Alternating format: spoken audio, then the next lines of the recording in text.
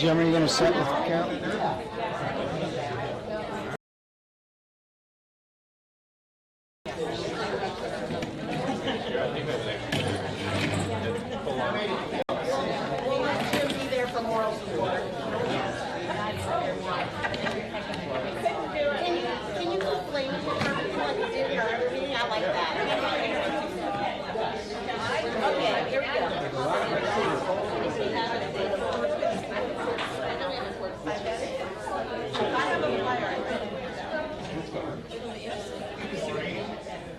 Good evening. Welcome to the BEF School District for Monday, September 23rd, 2019. We ask that you all silence your cell phones at this time and take any personal conversations you may have out into the lobby. Board members, do you have any changes to the agenda? With that, I would like you to please stand and join us in the Pledge of Allegiance, and we'll be led by Karen Holland. I pledge allegiance to the flag of the United States of America and to the republic for which it stands, one nation, under God, indivisible, with liberty and justice for all.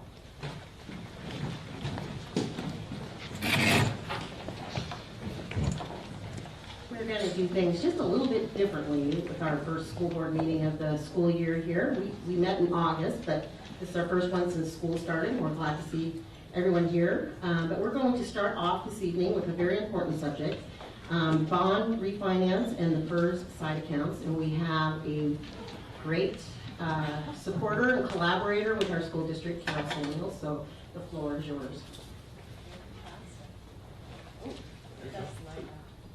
Well, good evening, everyone. I do have a PowerPoint presentation that I'm hoping we can get up on screen. Yeah. Do you have a thumb drive? I don't. Did you send it to one of us? I did. Okay. I sent it to Phil. Jim, do you have a thumb? All right. Actually, Well, I also have paper copies, so yes, everybody, I'm sorry to the audience who may not have paper copies, but maybe for purposes of. I have them over there right now. Yeah, there you go. Jim, is your computer? I can get it.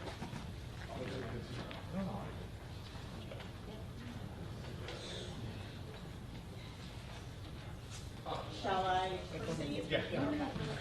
So, as Becky mentioned, the first subject of the evening is the potential refinancing. Is the green light on?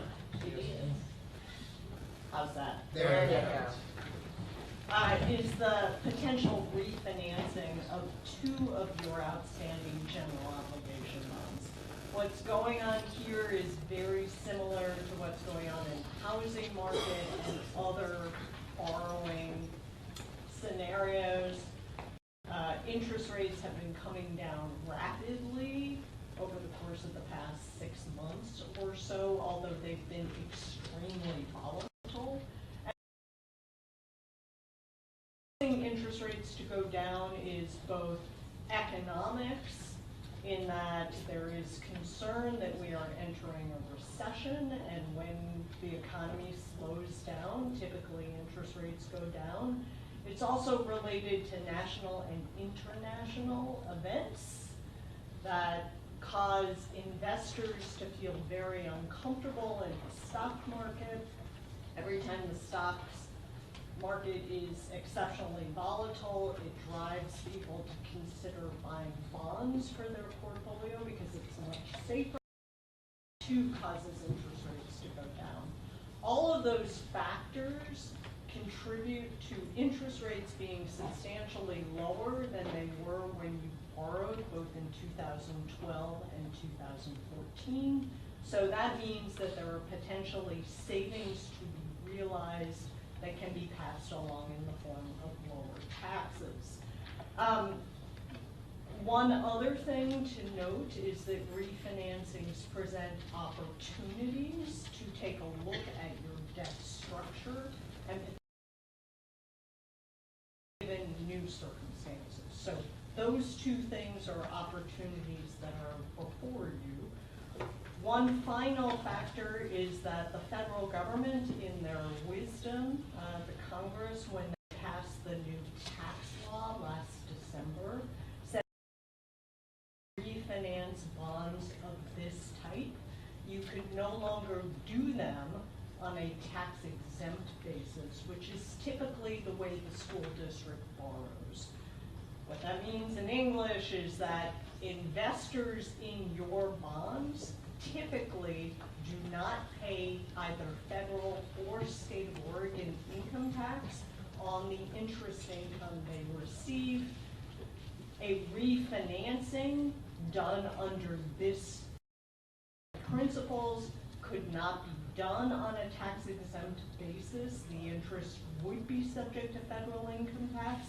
Despite that, causing interest rates to be somewhat higher than they otherwise would be. Despite that, interest rates are still so much lower than when you borrowed that there are still savings. Now, before I get into the specific numbers, I will say that one other feature of the market in which we exist that you may have noticed in your own investments, your 401k, your other portfolios, is we are seeing rampant volatility. So over the course of the past 2 weeks, interest rates have gone up 30 basis points, 0.3%, and back down by 15 basis points. That makes the savings I'm about to show you somewhat unpredictable.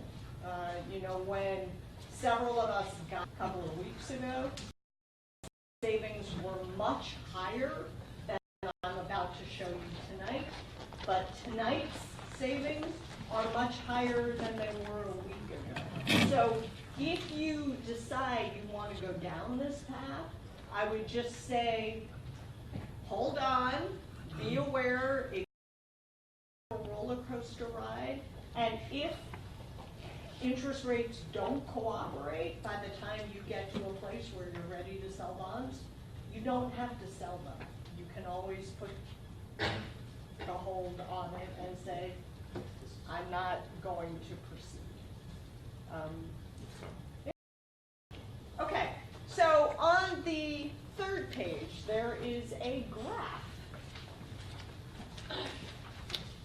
to articulate exactly what I'm saying. There you go. Thank you so much. I will be here about. So this is a graph of interest rates over the past 23 years. And you can see one shows you treasury rates, that's the lighter blue. Treasury rates are taxable.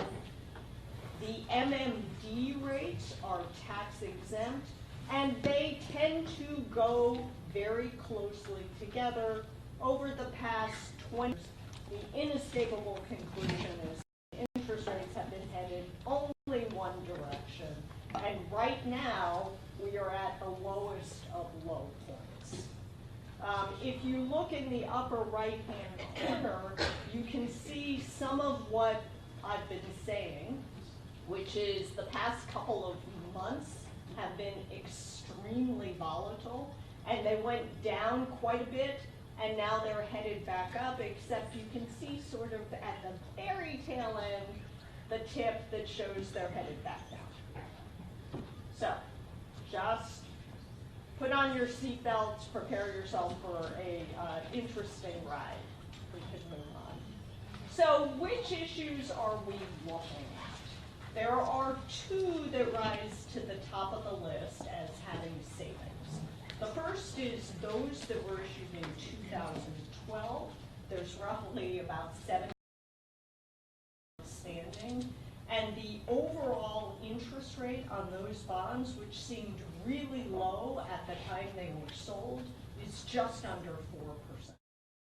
The other issue that we're looking at is the one that was sold in 2014. There's just under 300 million of that outstanding, and that had a higher interest rate of just under 5%, which also reflected the premium you received at that time.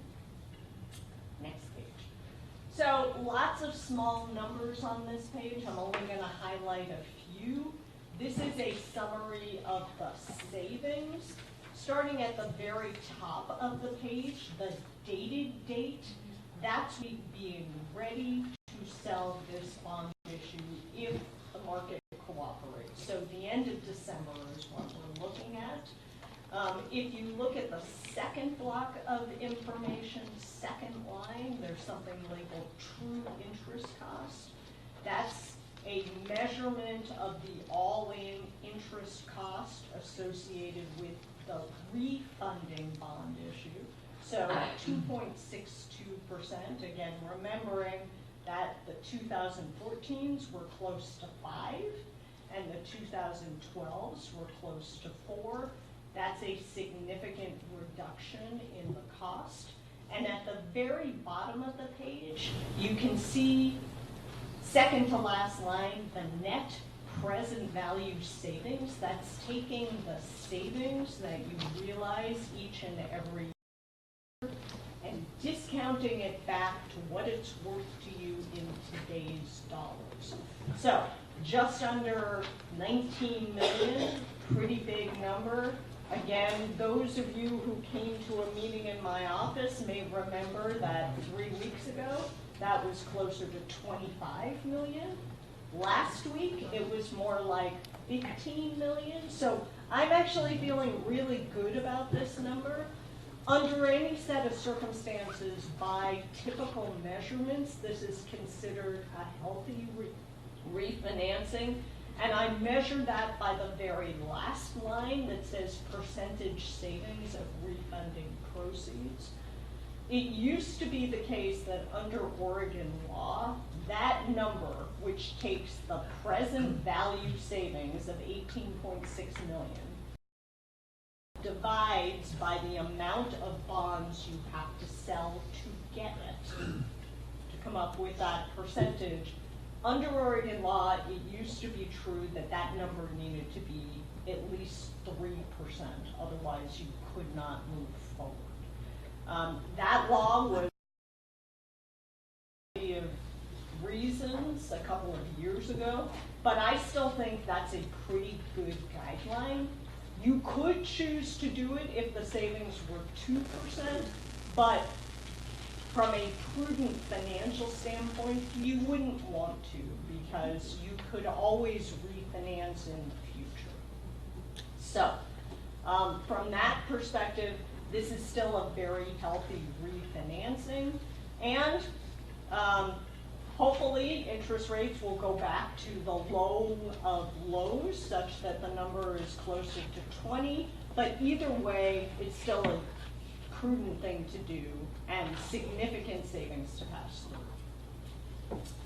So the next slide gives you the proposed schedule. So in your packets tonight is a resolution authorizing the administration to move forward with the refinancing. It's not mandatory. They must consider whether or not to move forward once we get into the market and determine whether or not interest rates are at a level to make it worthwhile. Presumably, hopefully, that gets adopted tonight. Assuming you are comfortable moving forward, our next step is to go through the bonding process that your staff has been through multiple times in recent years in the selling of new bonds. It includes something called the POS, which stands for Preliminary Official Statement. That prospectus, just like a prospectus you might receive for buying a mutual fund. It's fairly lengthy. It goes into a lot of detail about the district, your finances, the economics of the area, the state school fund, et cetera, et cetera. Those of you who were on the board during the last bond sale saw a copy of it. It will come to you again for your review. It's delightful bedtime reading if you're an insomniac. And it generally takes us about a month to 6 weeks to finalize. We would also have to schedule time to talk to the rating agencies. That would be Moody's and Standard & Poor's. They will review your rating. You spoke to them a year ago, so I don't anticipate that's going to be a particularly difficult series of phone calls, but we have to go through the process. Then we are scheduling the bond sale the day we lock in the interest rates for December 4th. And just like when you're buying a house, the day you sign the documents is not the same day you get actual keys. There is a process of generating a lot of closing documents. That closing would happen on December 18th under this tentative schedule. So, that's all I have to say about the refinancing. Are there questions? Carol, can you do a favor for me, because we are on screen, and could you where you're from and your background? Good evening, everybody. My name is Carol Samuels. I am a managing director at Piper Jaffray. Piper Jaffray has worked with the district over the past 25 years on your bond sales. Are there any other questions? Yeah. Thank you for that great explanation. If the board were to approve and give the head nod towards doing that, who and when would the person or group of people be to say on December 4th, this is going to go through, or you said if the volatility happens and it does not become, who's going to make that judgment call at that time? So the form of the resolution in your packet delegates that responsibility to your staff. That would be the superintendent and the chief financial officer.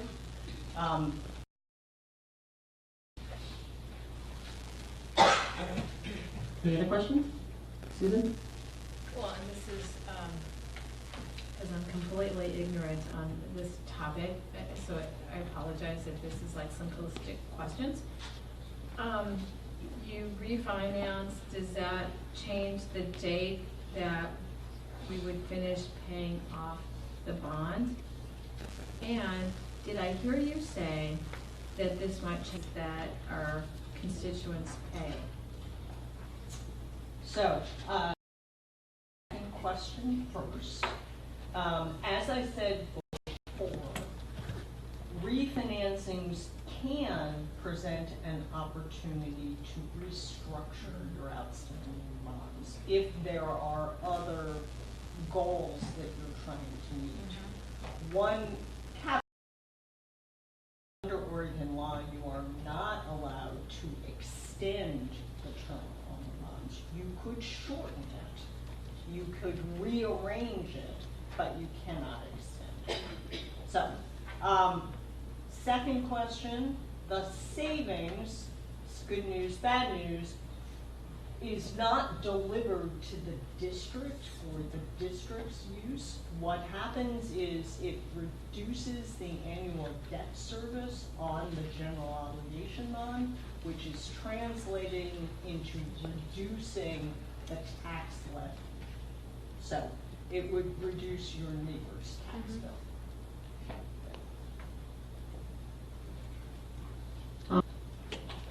Two questions here. When you were looking at the savings on your previous slide, what was the bond rating associated with that? Is that AAA, AA? So the assumption is that the district's existing rating will be continued.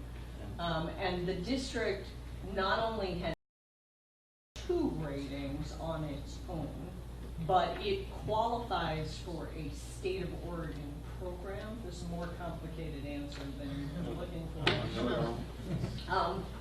State of Oregon has a guarantee program whereby for a small upfront fee, the state essentially comes in and co-signs your loan. As a consequence, school districts and community colleges are the only local governments that are eligible for this program.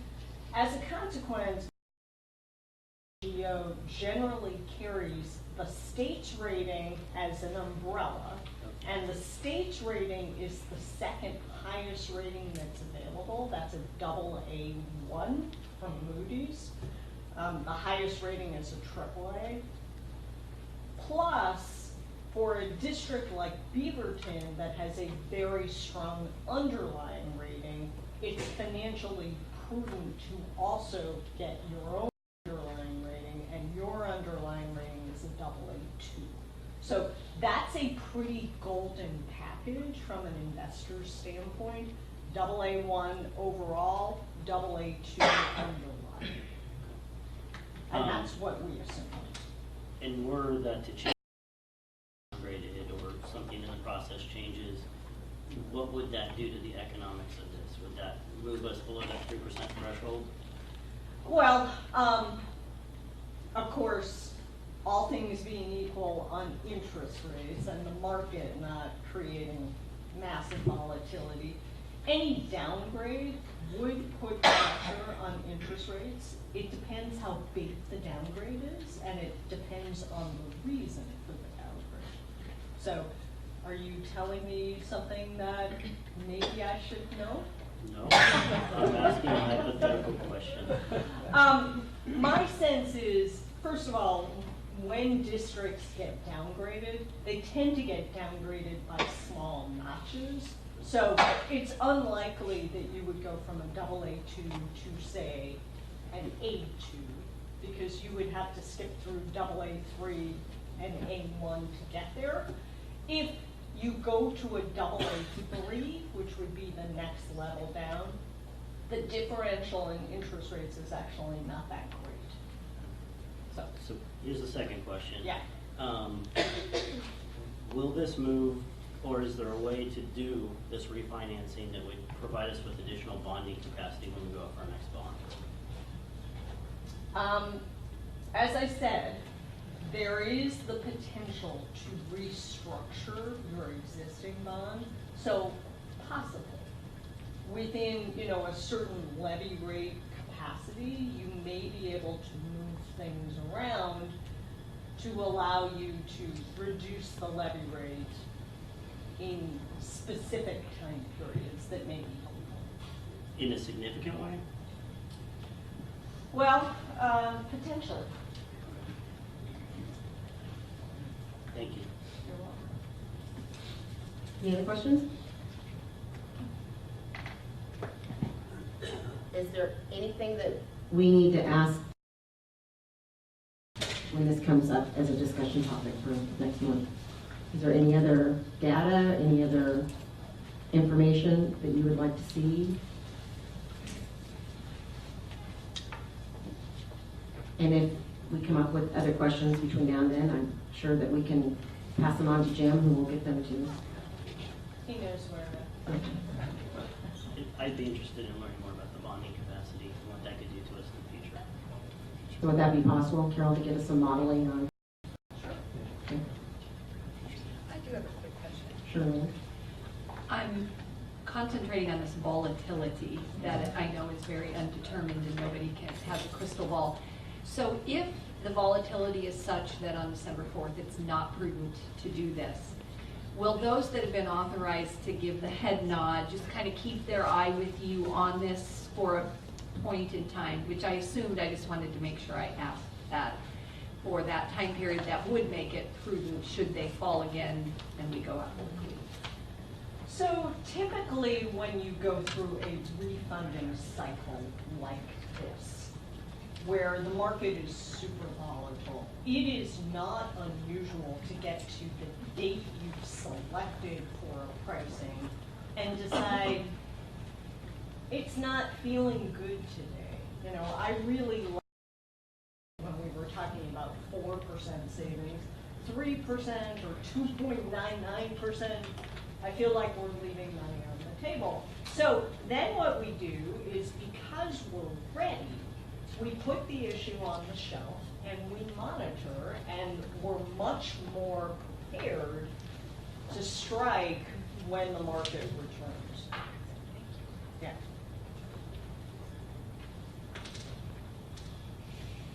Any other comments, questions, concerns?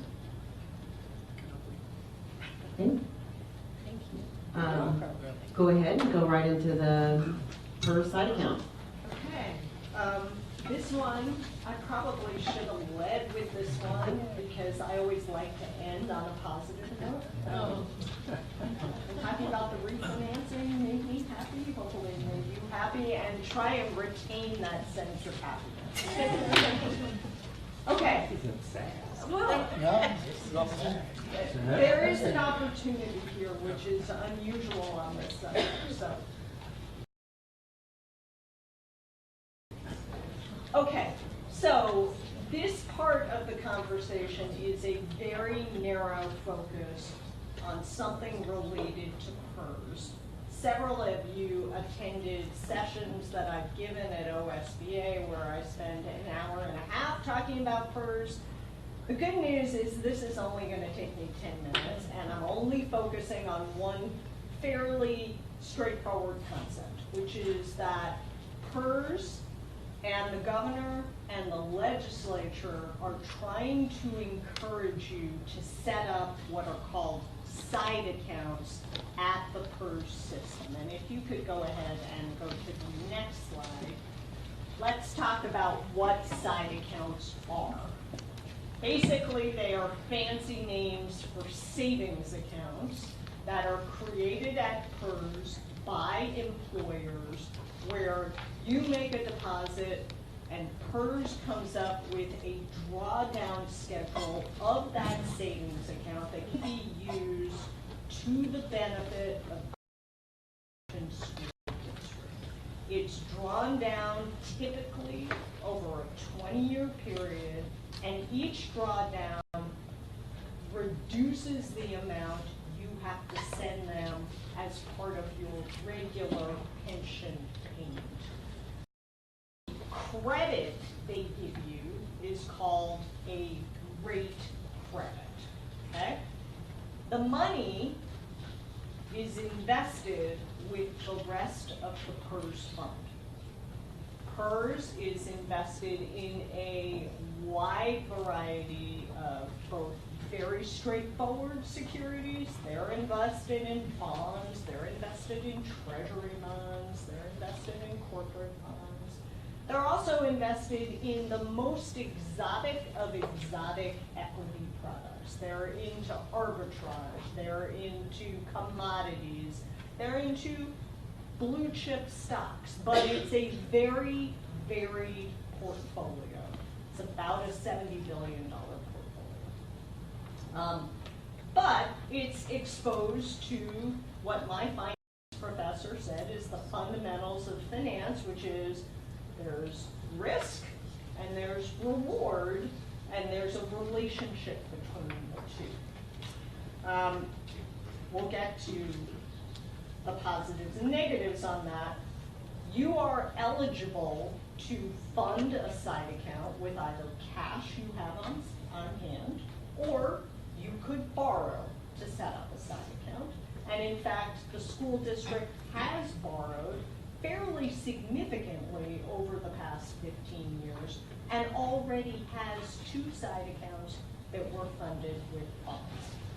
However, the state, this is the new concept, the opportunity, the state legislature passed a bill, Senate Bill 1049, which did a variety of things associated with PERS, but predominantly on this topic, they funded a match program of up to 25% with some limits if you set up a side account with cash.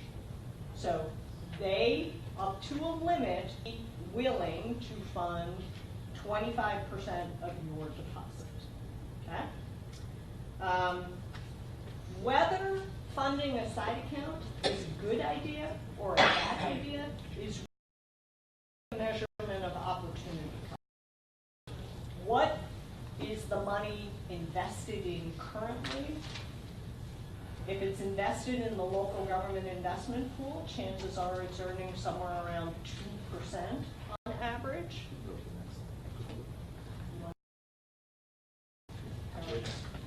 I actually think I wasn't ready to move to this person.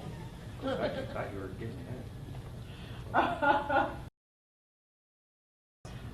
If it's invested in the local government investment pool, chances are it's been earning, somewhere around 2% on average.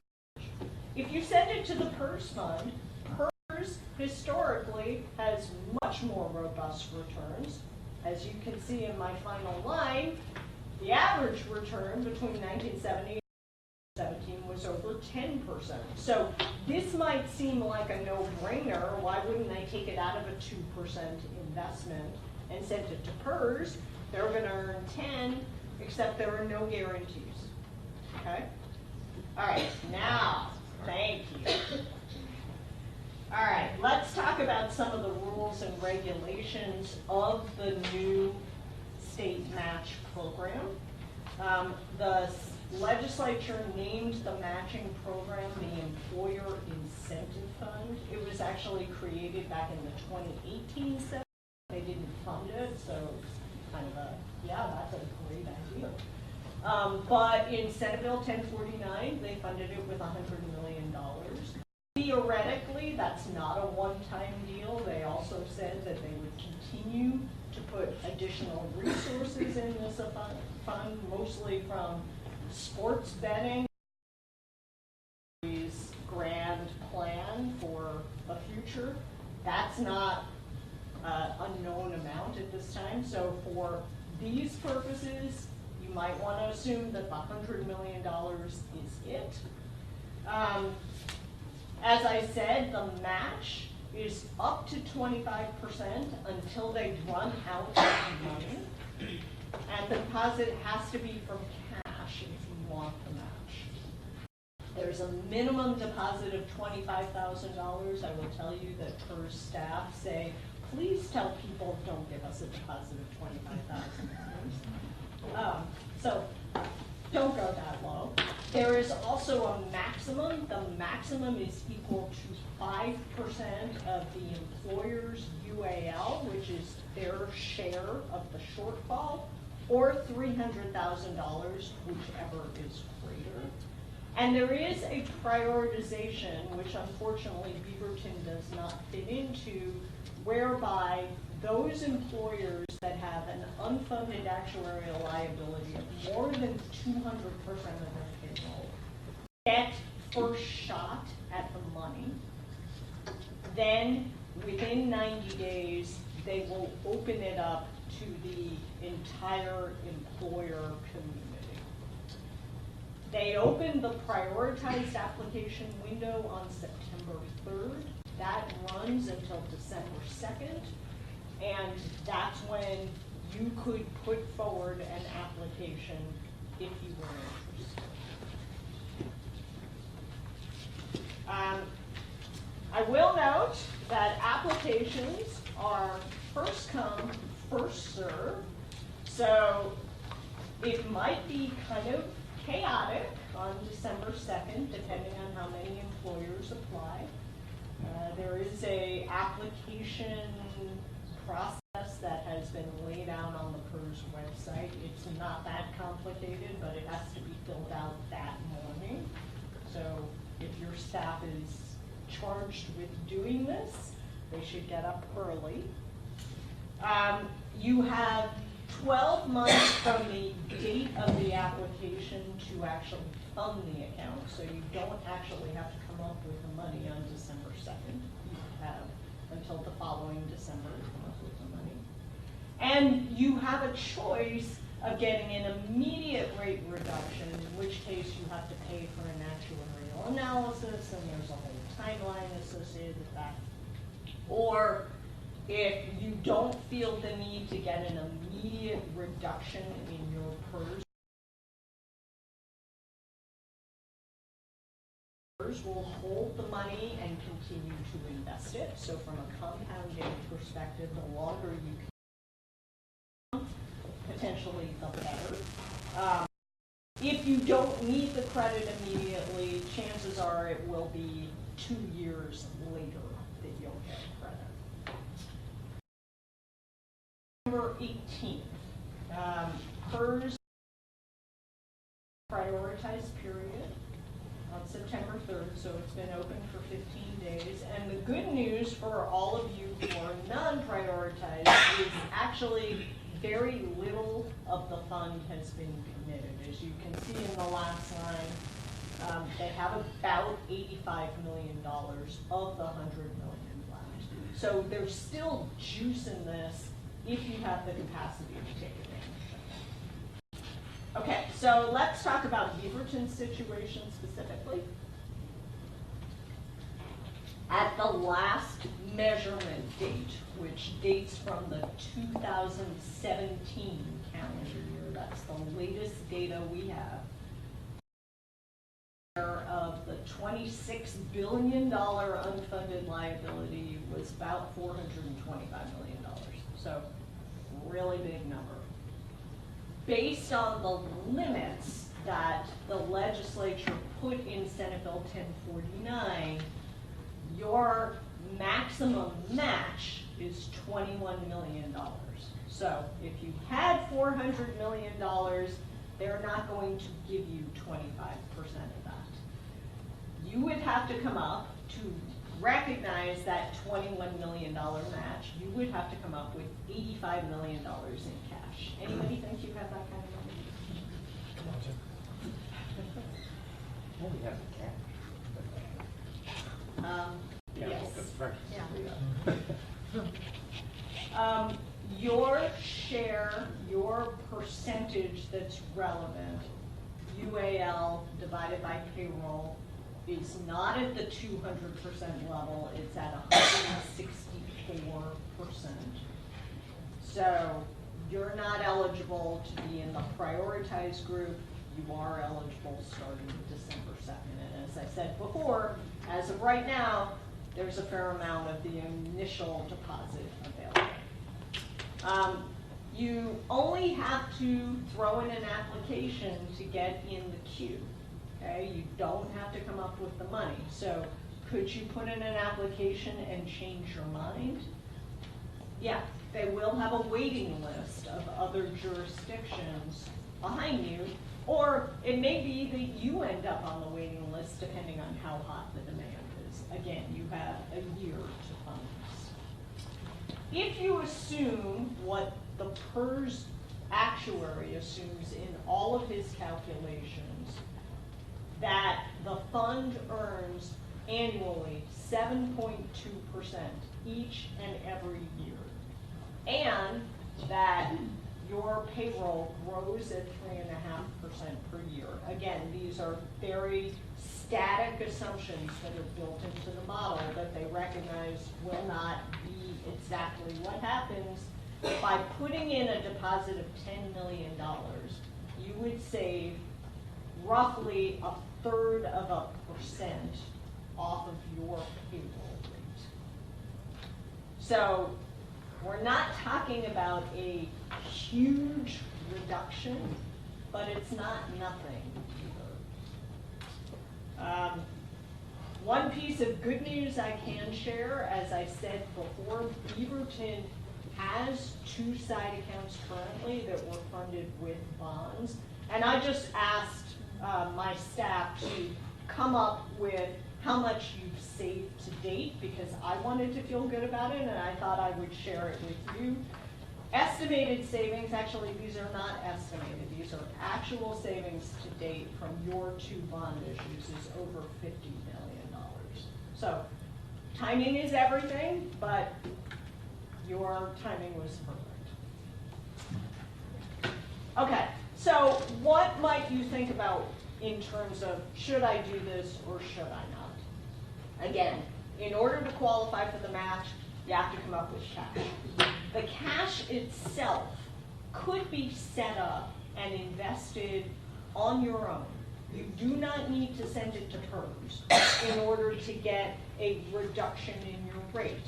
A mirror image account could be created by your staff, and you could draw down over a 20-year period and send it to PERS.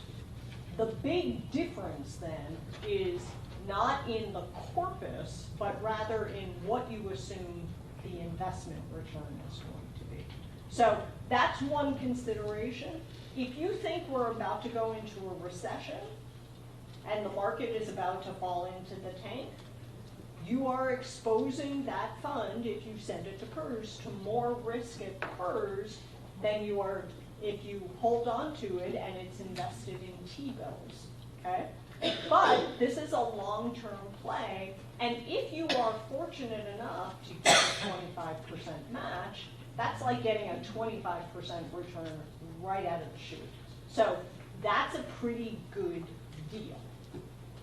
So then, beyond the finance, another consideration is how flexible are your funds. If you have reserves that really, if you have a bad year, if funding is not where you want it to be, once you send it to PERS, you're not getting it back. So having control of your cash is worth something. And that is really, to me, the two factors to think about. The financial factor, which would certainly suggest over the long term, sending it to PERS from a purely financial standpoint, particularly if you get a match, seems like it's going to result in positive outcomes. The second is, how much flexibility do you have financially, and how important is having control of the money? And I think I probably already overstayed my welcome, because I love to talk, but that's what I have. So are there questions?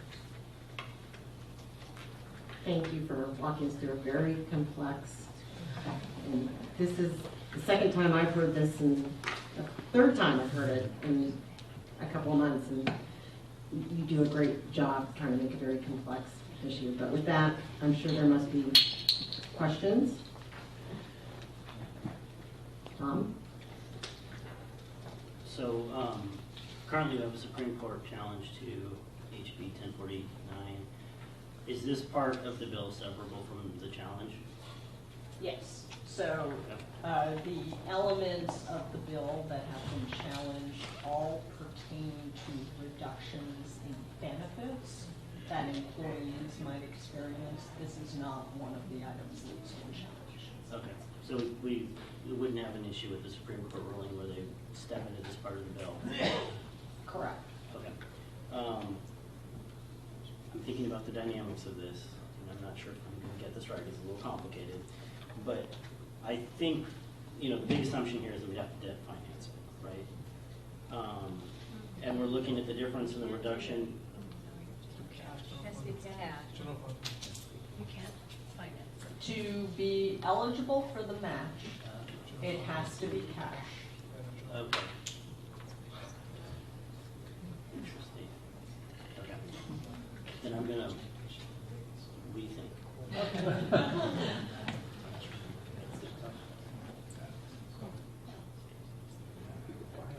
So I have a question about timing of the cash, because you said we didn't have to give it right away, if I understood you correctly, and that we could invest it on our own and not give it to them, but at some point we have to give it to them. Did you cover that? I don't remember. What's the timing of giving them the cash? I'm not sure if you remember that.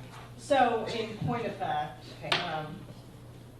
you're going to be sorry you asked this question. Okay. In point of fact, PERS website and their administrative rule are a little in conflict.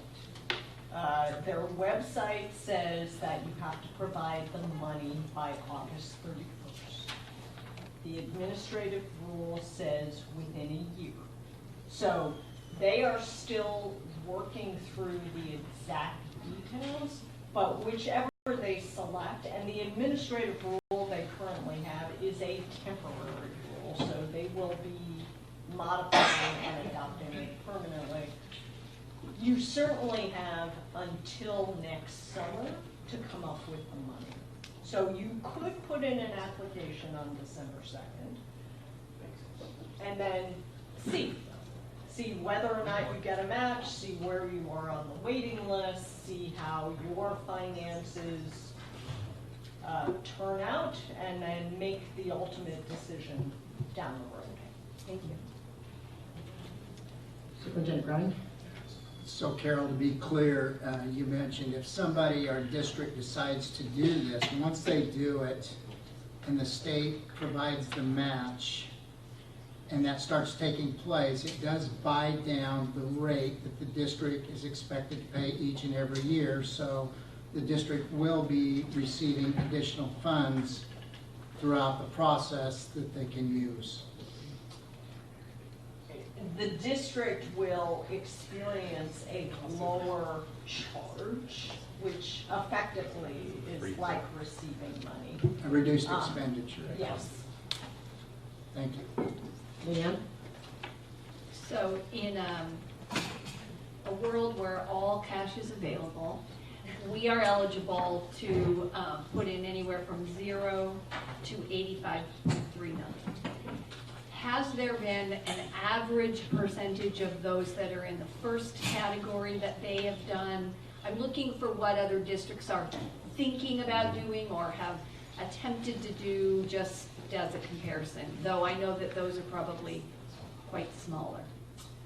Yeah, so if you think about the fact that there are prioritized districts that have larger unfunded liabilities and non-prioritized jurisdictions, it would not be a false conclusion to assume that those in the first group tend not to be the wealthier jurisdictions.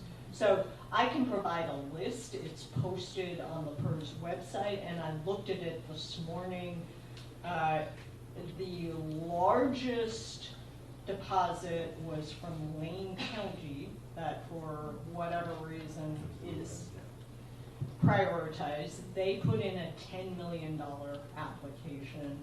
For school districts, there are 4 or 5 school districts, all of which I think have deposits that are under $1 million. Yeah. Okay, I'll reformat it. Okay. Here's the question. So if we're looking at historical returns from vehicles that the district has invested heavily in, and we're comparing that to PERS returns, but we're giving PERS that additional money match, right? How does that performance look? Because that seems to me like the key question is, like, how much better are we going to be at overperforming than if we'd invested within the vehicles we've used in the past? So I can't speak to the district's investment history. I will say that particularly in the past 5 years, municipalities have been required by state law to invest in very short-term, safe government securities for the most part, that I wouldn't be surprised if in the past 5 years have averaged less than 2%. There was an extended period of time where interest rates were pretty close to 50 basis points, and that was more or less what the district's experience was. I do know more about PERS rate of return, and again, I think I have this statistic. If you look over a really long period, it's over 10%. If you look at a shorter period, say in the past 10 years, it's somewhere between 7 and 8%. But keep in mind, in 2008, PERS lost 27% of its portfolio. My guess is if Beaverton went back and looked at its own investments in 2008, they made money. So there is a risk that you should be aware of when you go down this path. Thank you. Any other questions? I have a question. Okay. I know you don't have a crystal ball, but in your professional opinion, for as long as you've been watching this, I would like, in your professional opinion, is there a possibility between the short session that will be coming up this next February, and then the following year, that the legislature could change any of these rules?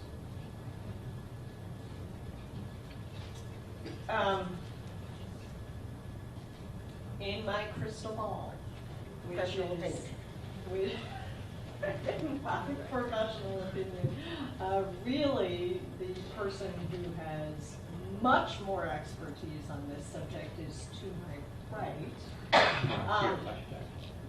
Yeah, to my left. My sense is it would be very difficult for the legislature to change this particular deposit. They have already appropriated it, and they have municipalities depending on it. It's not impossible. We go straight into a recession and they're looking under every rock for money. Could they grab it back? Theoretically, but in my professional opinion, it's not enough money to make it worth doing that. And so I'd be surprised. Future finances, I think those are way less certain. I would just say that what makes me a little bit nervous, a lot of things make me nervous, because I mean, these are no guarantees. And this is our district's money, this is our taxpayers' money, this is, and we want to be prudent and we want, to try to save, but this is a risk. What makes me nervous is when you have a piece of paper that says one thing and a website that says something else, that we are trying to make a decision on flying the plane while we're still designing the plane. And that makes me nervous when I'm relying on another government entity. It makes me nervous. So, but I'm not a professional at this, so in your professional opinion, would it make you nervous? In my professional opinion, that element, relying on PERS to implement this program, does not make me especially nervous. I think, in fairness, the legislature adopted this very late in the session. They put very fast implementation deadlines on the PERS staff, and they are pedaling as fast as they can to catch up. The reason I'm not especially nervous is that you're not required to give them your money for some period of time. So my sense is a lot of these hiccups will be ironed out. That doesn't mean there aren't things to be nervous about, and I think you are legitimately thinking very carefully about your use of the funding that Beaverton School District has. That element is not one that I'm especially nervous about. And I keep interrupting the man on my left, so. Tom? I agree. So, with your modeling, it was like 0.32% of payroll. Could you model that out for us so we could see the potential savings year over year for like a 10 or 20 year period and make it more real? Because that's a nice number, but I kind of want to understand, especially when I'm looking at the cycle of the UAL and when I come out the other end in 10 or 12 years, what does that look like compared to the larger load? And all the modeling I've seen from the UAL does not take into account a recession. So, that's an excellent point. I cannot claim credit for the modeling. The modeling is actually a PERS model that is on the PERS website that is actually pretty easy to use, where they give you all the data inputs for Beaverton School District, and they allow you to have a variable box of how much you deposit, and then it will spit out a savings, a reduction in your rate that is to be assumed. So it's a fairly simplistic model, as you were saying. Right. It is to be assumed over the full 20 years of the existence of the side account. As part of that assumption, as I said, fairly simple model, two key considerations. They assume that the rate of return each and every year is 7.2%. Now, in my professional opinion, there is no way that that is an accurate assumption, because it may average 7.2%, but you know, this year they're on track to earn over 8 through July. Next year it could be -8. So we know it's not going to be 7.2%, and that will have implications for your annual reduction. It will go up and down. Your bond-funded side accounts have delivered massive credits in some years and fairly small credits in others. So that's something you would need to get used to. The other key assumption is that your payroll grows at 3.5%. What we've discovered is that on average, municipal payrolls do grow at 3.5%, but again, that's an average. During recessions, some school districts are laying people off. In boom years, they may have payroll growth of 10%. So it is going to lead to variability, and right now, there is no model that captures that level of variability. I guess what I'd be interested in, if maybe this is for Jim, would be like if this is a long-term play, like you keep saying, like a 10, 20-year outlook, understanding the amount that would be saved if we have like a, I would call it a frictionless model where we get 7.2%, and then something that takes into account a recession. Then we can look at real dollars. My question is for you on process. So we're learning tonight, and is there a point in time that a decision will be called for? Is that at our next board meeting, or is that to be decided later whether it'll land on the agenda again? I'm just curious. The answer is yes.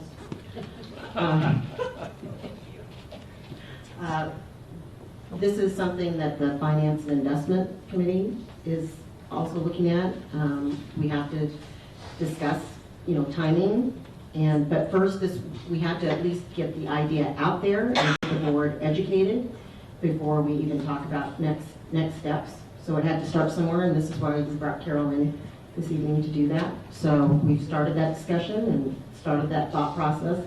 I think we've already got some takeaways of things that we want staff to produce, as well as Carol and Piper Jaffrey. Is there anything else as far as background information or data or anything that, Ann? I don't really have anything new to add other than just some clarification of some of the conversation that happened in our subcommittee meeting, which was recognition, and I know this was alluded to tonight, so thank you for that, Carol. But I think that there's probably wide consensus across the state of Oregon, as well as within Beaverton, that this is a great idea in theory. In Beaverton, I believe that we're also recognizing that cash is hard to come by, and that we'll have some really hard choices to make. I think the decision to put in an application feels rather easy. The decision about what to do, should we have matching funds available to us, becomes much harder.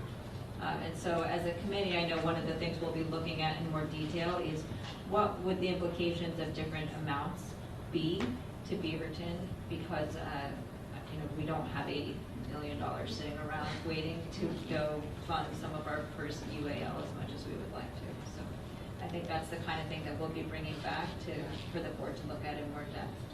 And I'm heartened to hear that I didn't hear any resistance to the idea of at least pursuing getting more information on this.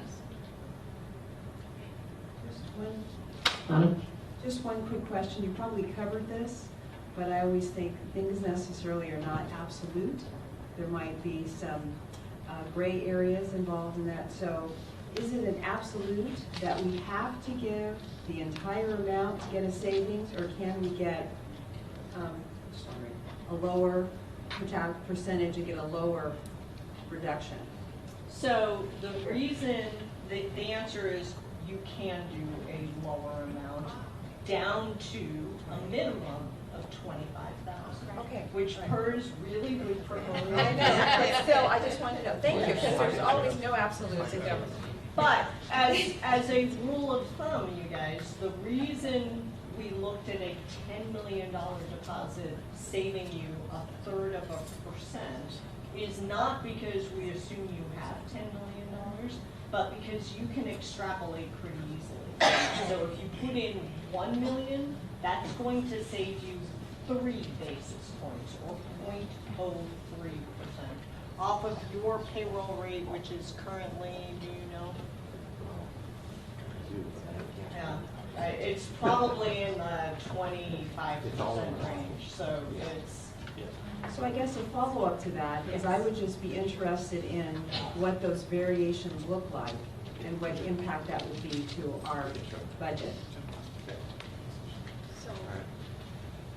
So from here, it's going to go back to the Finance Committee for them to make a recommendation to the board. Thank you. That's correct.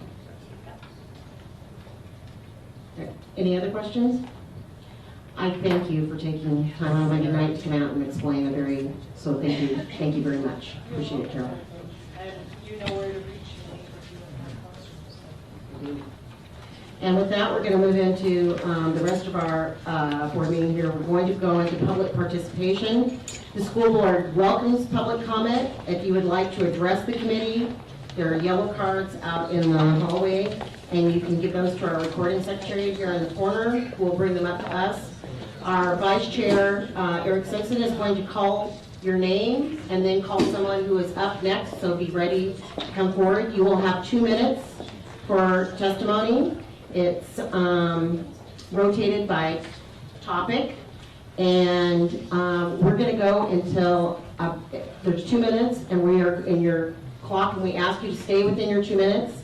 And we're going to call you because we do have things that we're going forward tonight. But we're going to call this until 10 minutes to 8, and for any of that, we will come back to it later in our agenda. So with that, Eric, want to call first name? We have Sarah Schmidt first, followed by Zeppi Friend.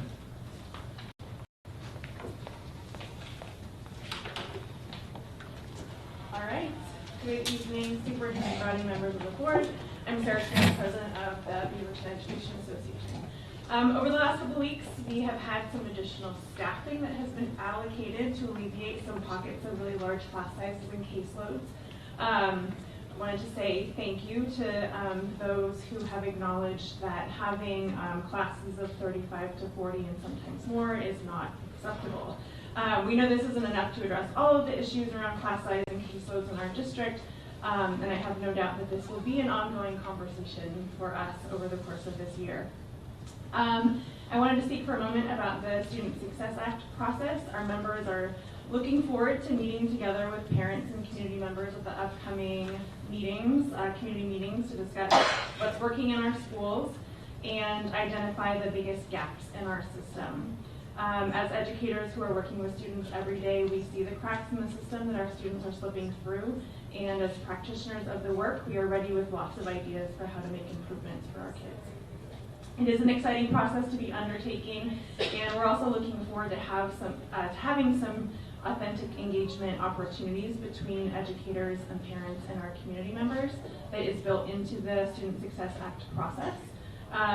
In order to gather some more detailed needs assessment data, we have sent out a survey to our members that includes a checklist that is research-based, and I would encourage you to take a look at our survey and take our survey. It's intended for our members, but it's also a perfect way for other staff, the board, parents, community members to complete the checklist. I will send you all the link.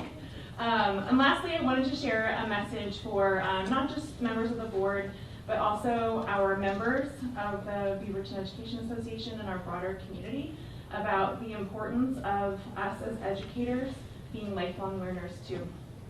We ask our students every day to be empathetic and to ask questions and listen as though their minds could be changed, and we need to do the same as adults.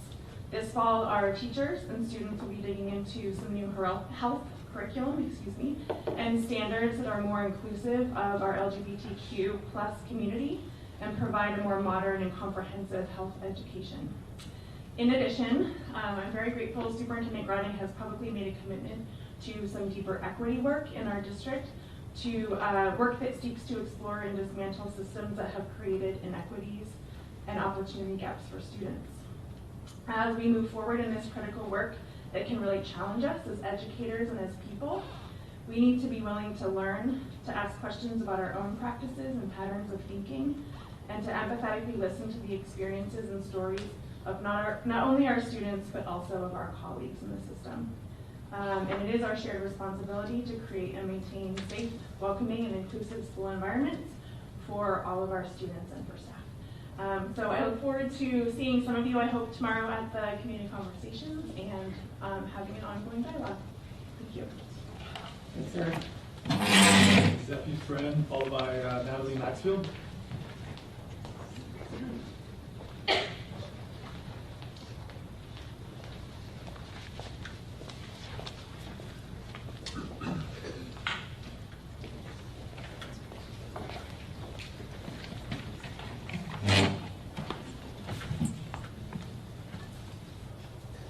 Hello, my name is Zeffie Friend, and I'm a band student at Mountainside High School. I'm in the 12th grade, and about 4 years ago, when I was an 8th grader, I came and spoke to you guys about Mountain View's band program.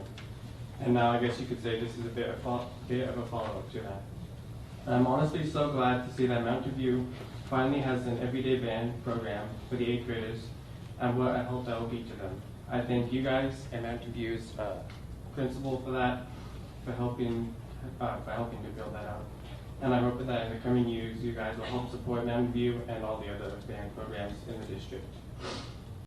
I feel that because of only having every other day band when I was in middle school, it is such a critical learning time that I am now competing in an unfair playing field. So my peers that went to Highland Park and Conestoga had a way better musical education simply because they had double the playing time on the instruments.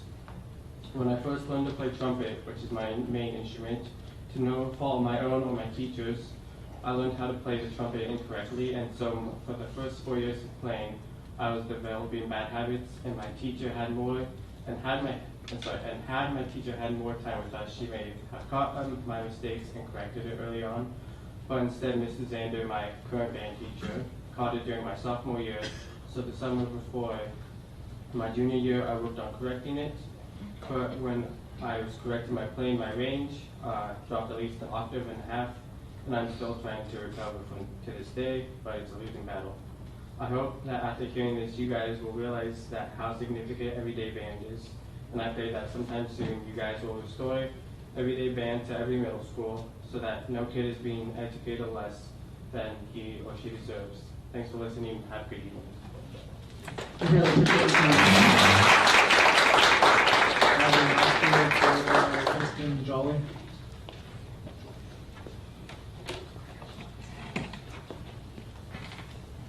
Greetings, board members, and Superintendent Comments. My name is Natalie Maxfield, and I have 6 kids, 5 in the Beaverton School District. With my 2 minutes, I do want to take part of that time to thank you for your efforts. And it's been really great to meet with a lot of you over the summer. And there's been some good changes, and I thank you guys. And I appreciate the mutual respect we've had in these conversations. Let's continue to work together to keep our school district welcoming to all families. Unfortunately, on the flip side, over the summer, I learned of controversial material that had been adopted into the elementary school curriculum. No parent in my network had knowledge of this. It was the revised Great Body Shop. I'm asking the board to ask principals to hold off on the supplemental materials of the revised Great Body Shop until parents have time to review. Some other areas of improvement, I attended our elementary school back to school night. There was some time allotted to review materials in the library. Because I had a 1st and 4th grader, I had to go to different classrooms, and I only had about 15 minutes to review the material. And to continue to review the material, you have to schedule an appointment with the principal. And there just seems to be a little bit of an obstacle. I asked that there be at least an hour of uninterrupted time for parents to review the material.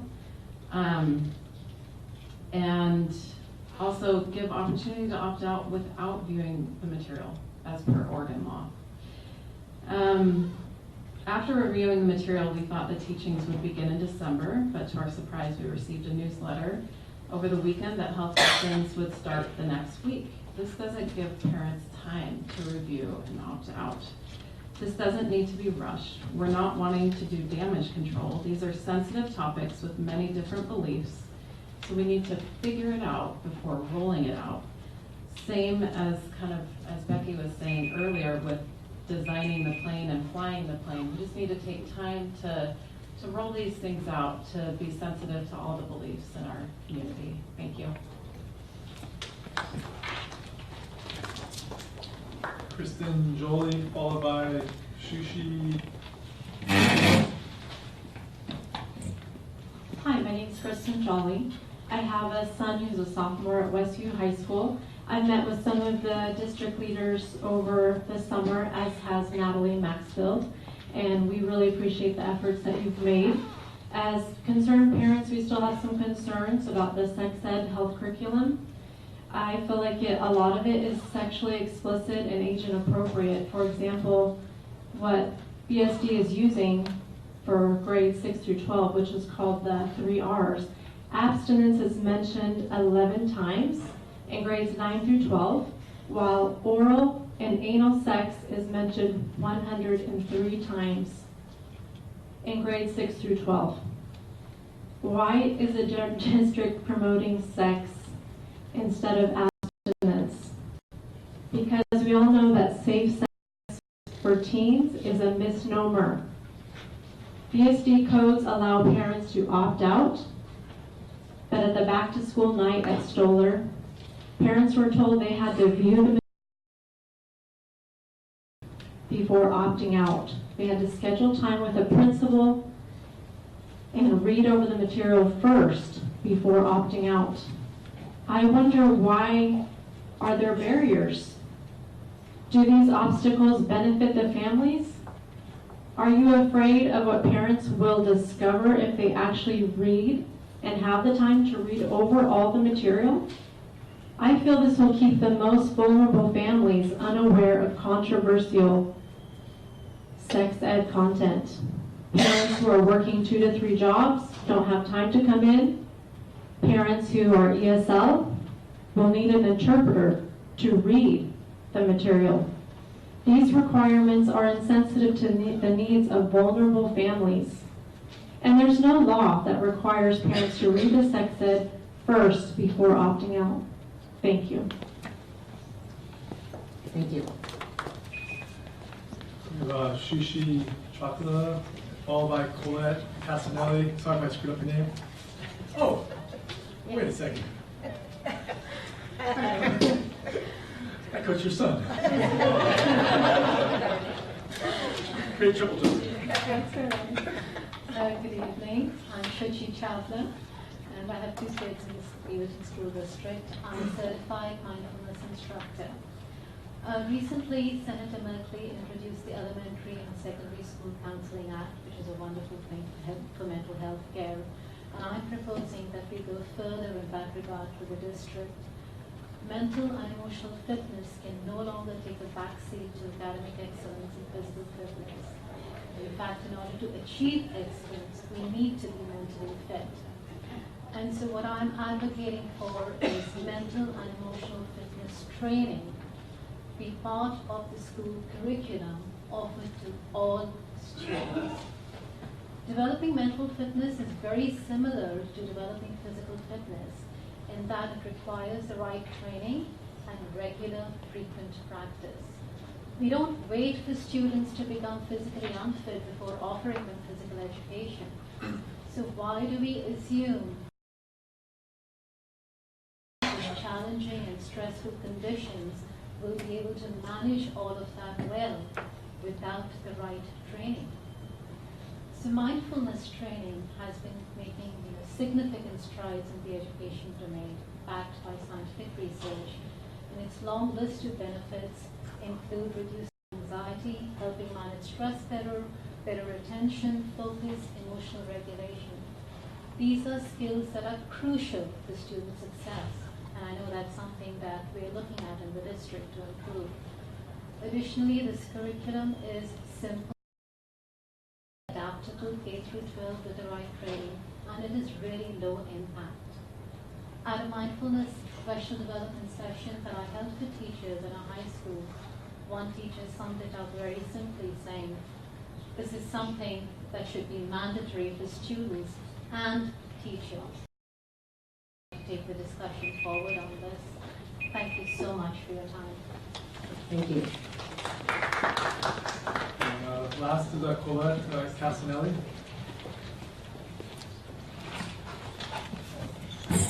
Hi there, I'm Colette Casanelli. I'm a library and instructional technology teacher at Sunset High School and also at ACMA. I'm not here to talk about how my job was split between two schools this year. We can say that for another discussion. I'm here tonight to talk about the Beaverton School District has with the Student Success Act with reinstating certified school libraries in our schools.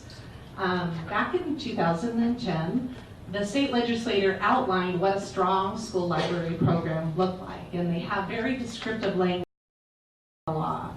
And every year, the district has to report their continuous improvement process. How are they meeting towards these goals? Unfortunately, since that time, we've laid off all our certified school librarians except our 3 district librarians. We've also brought back the lit position, not necessarily encouraged to be certified, but not required. And then in the last year or two, pretty much cut that program in half now. So now I'm looking at this opportunity that we have, and if you read the Student Success Act, it talks about 50% of the funds need to go towards the improvement process, and that could be like art and PE and a variety of different things, and it lists in there additional licensed librarians. So I'm asking the Beaverton School District to really consider what a certified school librarian can do for our program. We talk a lot about reading scores and literacy and teachers and librarians working together to educate students about misinformation and how we want our kids to graduate and be prepared for college. Well, I'm just saying that a school librarian has multiple aspects about their job.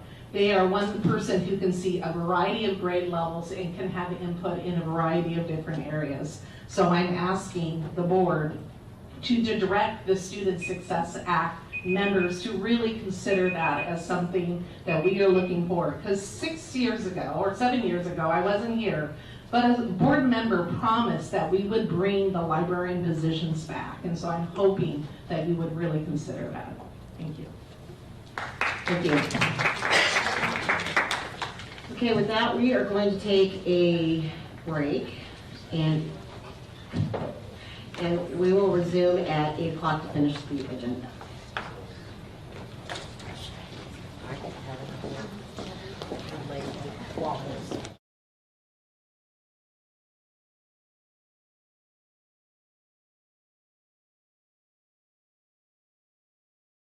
You could think if you're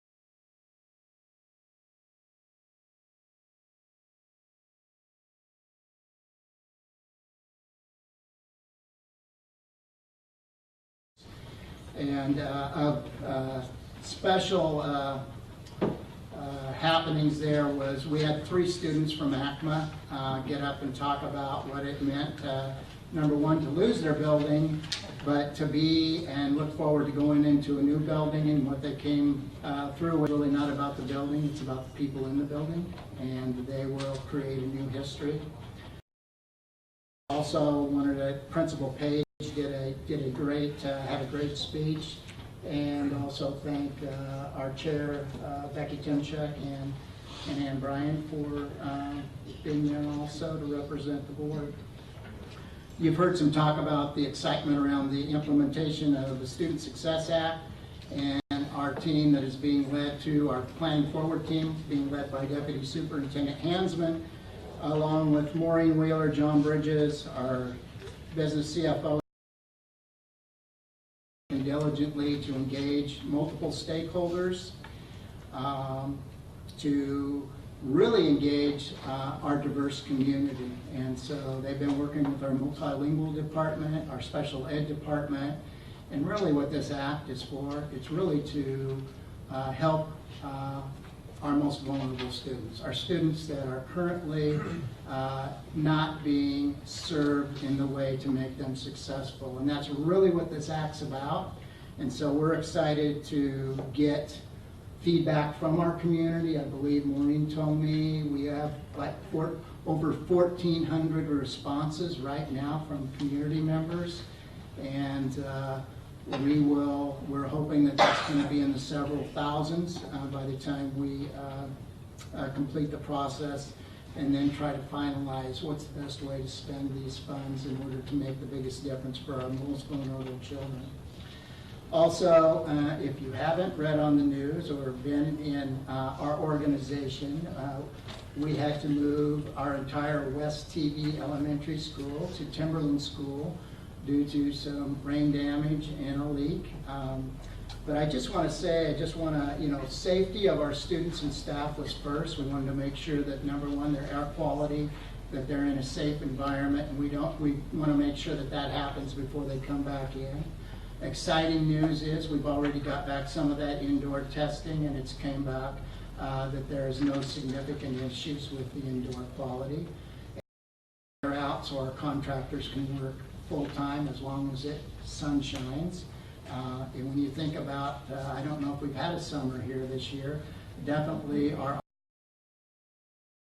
like I've ever experienced here while I've been in Portland. So just really want to thank the staff, Principal Valentine, Carl, Josh Gomez, who has done who's at Timberland doing a community meeting with folks for making the move as quickly as possible. And also a special thank you to the ACMA community. So right now, they currently occupy Timberland, and Principal Page and his entire staff has reached out to the West TV Elementary community and bringing them in. So the school has the capacity to serve both schools, and so I think it's going to finally. We also had a water issue at Cedar Mill Elementary School, and once again, roofing and whatnot. And I just want to shout out to those staff and that principal and the operations team. That community really came together and made it work, and lots of hard work by all of our staff members. They were in there over the weekend right before school started. It had to be 80, 85, 90 degrees in there. There was absolutely no air conditioning, no air vac, but those teachers were in there getting ready and doing whatever it took to have school ready for the kids. So that was exciting. Talk a little bit about our enrollment. Our enrollment, for the most part, is relatively flat. Beaverton in the past has always been an incline, even a significant incline, and that's not happening anymore. We're relatively flat. Basically, right now, we're up about 259 students over our projections. And so our numbers for K-5 are 17,629. They was projected for 17,476. 6-8 was projected for 9,348. It's actually below 9,360. And 9 through 12 was projected for 12,146, and they're at 12,028 students. So we are seeing a positive. We're seeing a significant increase in some of our kindergarten classes, and it's about a 5.63% above projection. 7th grade classes are about a percent. So we're kind of all over the board a little bit, but overall we're relatively flat, and this is after the 10-day drop. A lot of folks have been talking about the Student Success Act. Today we met with the governor, and she's very intent on making sure that the money is used wisely by all the school districts, and she wanted to reach out to some various school districts and find out what is their method for getting out into some of our communities, and especially some of those folks that are not normally engaged in the process. And so we shared with her some of the great ideas that are going around, not only in the Beaverton School District, but other school districts. And it's not just our parents, but it definitely, I think you heard, we're going to be engaging all of our staff, as well as we need to engage our students. So they're the ones that are actually going to be, hopefully be the recipients of some of this. So we want to go out and engage our students. That's all I have, Madam Chair. Thank you, Superintendent Ryan. We're going to now do our first of our school reports. And what I'd like you to do, because again, we're streaming this, so for the people that are listening, if you would just come up and introduce yourself. So first up is Scholls Heights Elementary. My name is Tracy Barrio Arce, and I'm the principal at Scholls Heights Elementary. This is my second year at Scholls Heights. Before that, I did spend a year at Kinnaman and many years at Jacob Wismar. You a little bit about Scholls Heights, kind of think of this as our story as we start working on our school learning plan. We see ourselves as a strong community that comes together for the needs of our students. The staff finds a nice balance between rigor and fun. We're a growing school community with new development, so we have 3 new developments that are currently feeding into us. So we've had a lot of enrollment over the summer, so really trying to bring our new families and new students into our community and help them feel welcome. We have amazing parent community. We have lots of parent volunteers and a very strong PTO that works to bring enrichment and extracurricular type activities, evening things like dances and movie nights and things like that. We have an experienced staff. Many of our staff have been there for many years, informed and valued, and I really do believe that the staff does a lot of work with Seesaw and sharing student work with parents, as long as informing them with newsletters and things like that. We do have an ISC program in our school, and that's the Independent Skill Center, and so we work really hard to create inclusion. They're in our gen ed classrooms, in our they have opportunities across the building and are really part of our school. We do monthly assemblies where we highlight character traits. So there's just some of the things that the staff, when we talked about what we want to be known for, and these are some of the things that they feel strongly about, that social emotional learning, the sense of community, and the importance of relationships. So I gave you my report, and one of the things that we're proud of as a staff when we looked at the data was our ELA scores are trending upwards after 3 years, and we really attribute that to our work with the units of reading and units of writing as we implement curriculum, and really taking time as a staff to look at that. We're a little concerned that our kinders seem to be going down, and we're seeing kinders come in with a little bit less academics than we've seen in the past, and also emotional. So we're noticing that.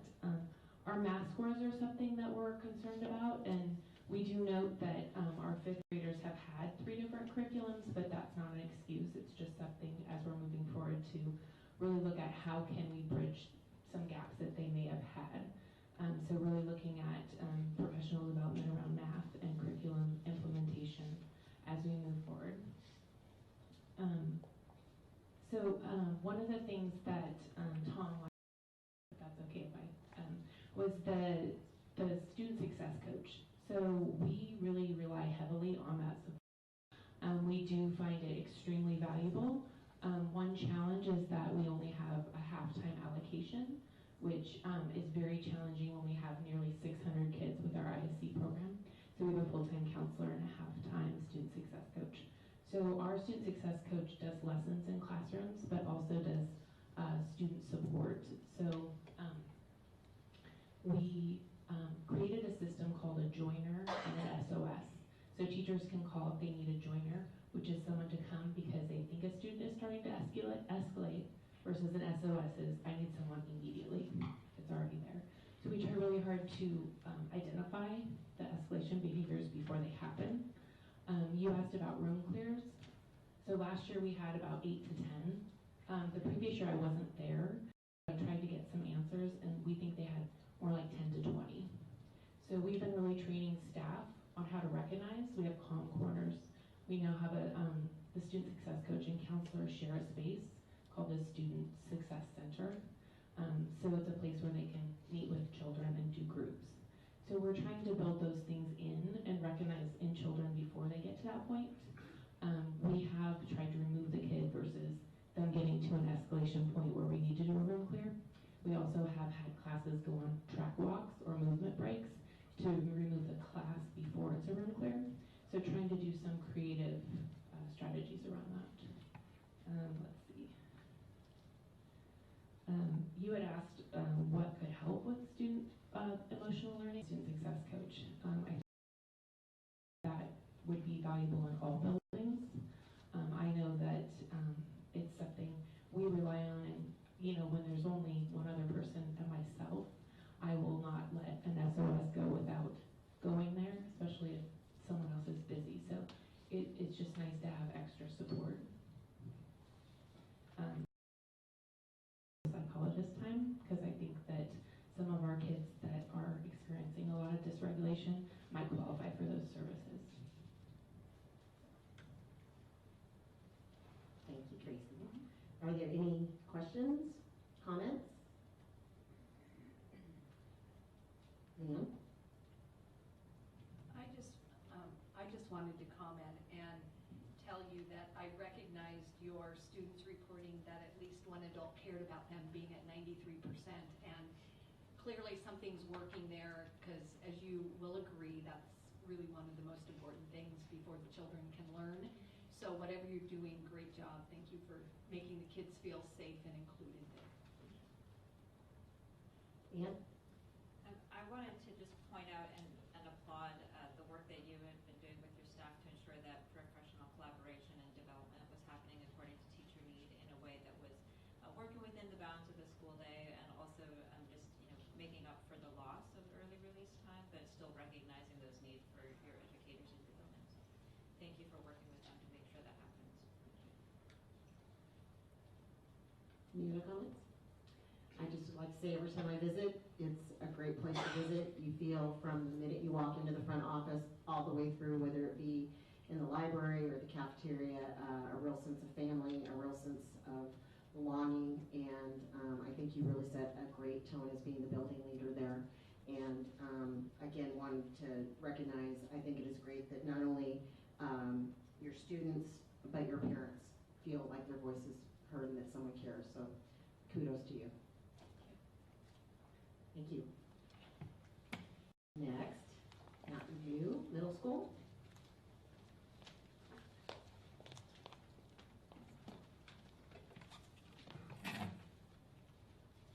Good evening, I'm Wendy Ryder. I'm the principal of Mountain View Middle School. I just want to take a second to thank all of you for your voluntary service to our school district. I think a lot of people think you get paid, which I think is funny. We get paid other ways, yeah, but thank you. My packet of information is wildly different from Tracy's. This is my second year as principal at Mountain View, and we have made a lot of changes this year. Our student population, we have about 900 kids. Over 60% of our students are on free and reduced lunch. We have about 5% of our students who are ever English learners. We also house the newcomer program and 2 specialized classrooms. We have a pretty high mobility for the district. It's about 18 18%. So we see kids kind of come and go through the year.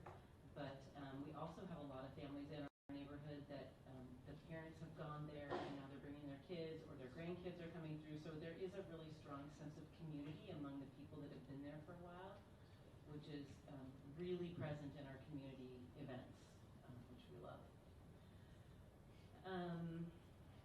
I received several questions from a couple of you, and I think I'd like to just go through some of my answers to those questions. One of them was that we had a lot of suspensions and expulsions last year, and kind of trying to in context.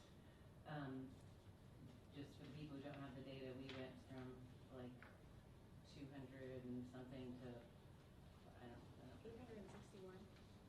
What is it? I think it was 861. 861 was the number we had last year, yeah.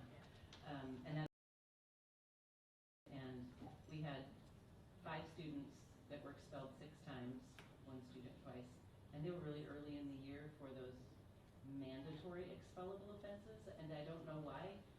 They just happened all in the beginning of the year, and they were long expulsions, and they amounted to these racked up days. It was data, and all of us were like, that can't be right, that can't be right. But I think it is once you really look at what happened. And there was a couple other things too I want to make sure I include. One is that that's my first year at middle school for quite a few years, and I think my sense of middle school behavior was, needed adapting. So I think there was a lot of parts of me that I had heard a lot of parents and community members and teachers say, the kids are just getting away with so much stuff. So we were trying to be more conscientious about the way we were delivering discipline, and we were trying to hold kids accountable. And we had a ladder of discipline where we would show kids where they were on the ladder of discipline. And I think in some ways it was good and clear to them, but I think in other ways it ended up being overly punitive. And we're not doing that same strategy this year. So.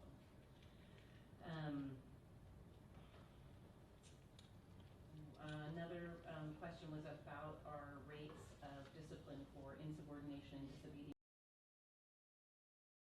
at a 27% rate of our discipline. Threats and intimidation were 1%. Disorderly conduct was at 18%.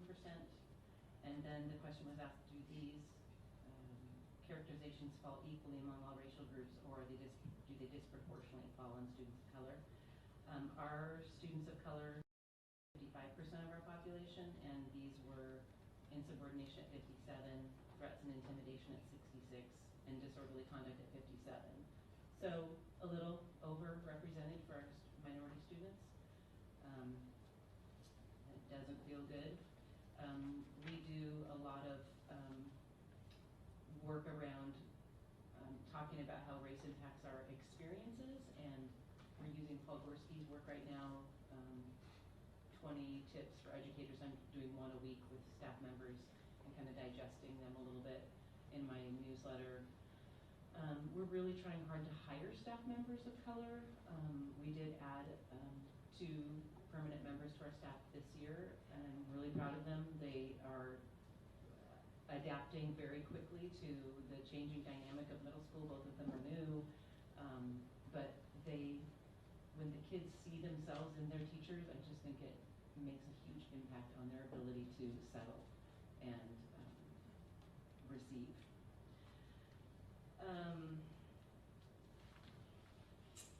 Another issue that got brought up is that our parents, the rate at which our parents feel like they're part of the educational process and that we're listening to them has fallen every year, and last year hit like an all-time low of 50%. We got mostly to the fact that my communication to parents was very this year. I have all of my monthly newsletters planned out now, and I also was not asking my family members often enough about what they need or want to see. So regular feedback loops are present in all of my monthly communications, as well as reporting back to parents about what they told me the month before and what I'm doing with the information they gave me.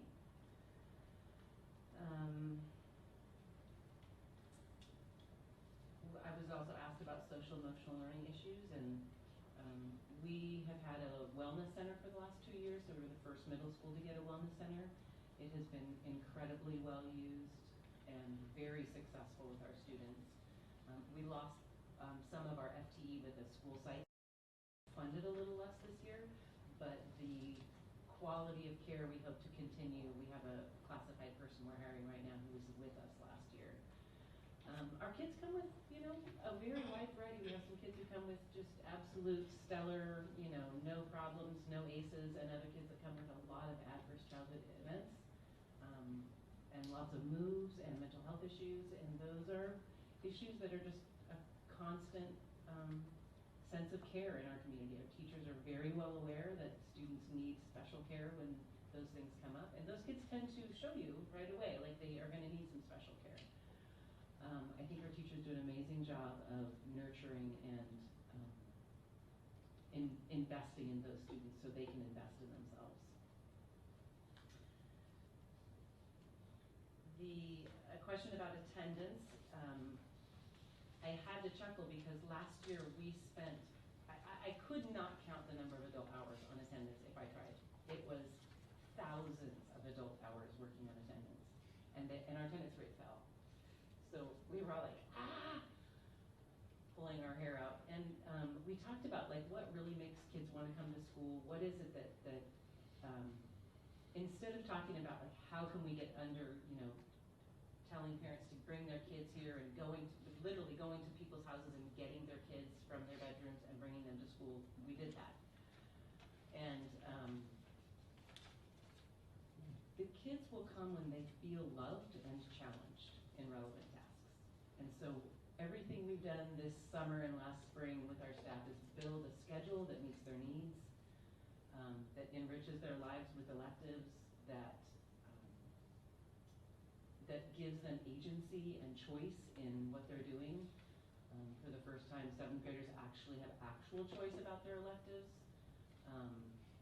Our project-based learning elective is brand new to us, and so we have staff that are collaborating on trying to get kids in the education process, and it has been, so far, kids absolutely love that class, and every class is very different, but the kids are really picking what they want to focus on, and that has helped a lot. I don't want to go on forever. Any other questions? Any other questions? Leanne? Thank you for coming and sharing your information with us. As one board member, I'd love to see some of your scores increase. So I want to ask you, what can we as a board do to support you? What do you need from us to help support the school? Thank you. Our students' growth data is much better than our achievement data. I think we do a lot of growing of our kids when they reach us. One thing that we would love and make excellent use of are a couple of intervention teachers to really get under the kids that are super low and help them train our teachers in the classroom. This year, our core classes are under 30, which was very intentional to try to get our core classes small enough that teachers could get under some of the more fragile or lower kids. But we do need more help in that area. Also, having more classified staff to help us with supervision and with those are things that would be incredibly helpful. And honestly, I think one of the most important roles you can play in our school district is to help advocate for equitable distribution of our resources. I think when we make cuts that are equal among all schools, they are absolutely disproportionately affecting our students in poverty. Our schools don't have the capacity for fundraising. And I think that if you guys could advocate for more equitable cuts and more equitable distributing. Ellen? It's nice to see you, Wendy, and I hope the transition from Aloha to Mountain View has been good for you. And thank you for answering a lot of my questions. I guess I just have a couple of follow-ups. One is, I know you said that the model you were using to determine how the code of conduct was applied to students for misbehavior is changing. could you sort of explain a little bit how it's going to be changing? And then I'll ask my second question. We have a new document that actually all middle schools are constructing together about how we address student behaviors in both positive ways and then ways in which we're trying to reshape their behaviors. We're doing restorative circles and restorative meetings as part of the training, and teachers all year will give us feedback on how that discipline matrix that we're developing together is going to work for them. So it's a little bit more about investing in the relationships with the kids and in teachers' capacity to help kids reintegrate after something has happened in the classroom with their full personal integrity intact. And what about, after they have done something that they should not have done, maybe how that's interpreted and how that results in maybe a harsher punishment? How is that all being worked through? Those are laid out in the document. I'll share with you. Okay, that would be good. Okay. And there are restorative layers in there, and a lot of the layers happen with the teacher in the classroom. So obviously, sometimes things get to a point where they just can't be dealt with, and you really do need to make sure that the learning space is preserved. And sometimes kids just need a de-escalation. It would really depend on the kid and on the circumstance how it was addressed. So I know you have an AVID program there. So how has that been working? Has that been good, bad? You need some improvements on it. It's really been amazing, and I think I shared in my CCI data. What does CCI stand for again? Pat? No. Coaching and something tool. Anyway, it's the certification process for AVID. And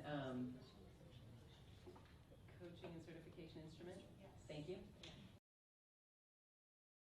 Our score was the highest in the whole district. I attribute that to our staff and our coordinator and our kids. We actually have 2 classes of 6th grade students now this year, and they're full, and they were incredible volunteers in our back to school night. So it's really a joy to watch that program grow in our school. Well, thank you for sharing. I thought everyone should hear about it. Thank you.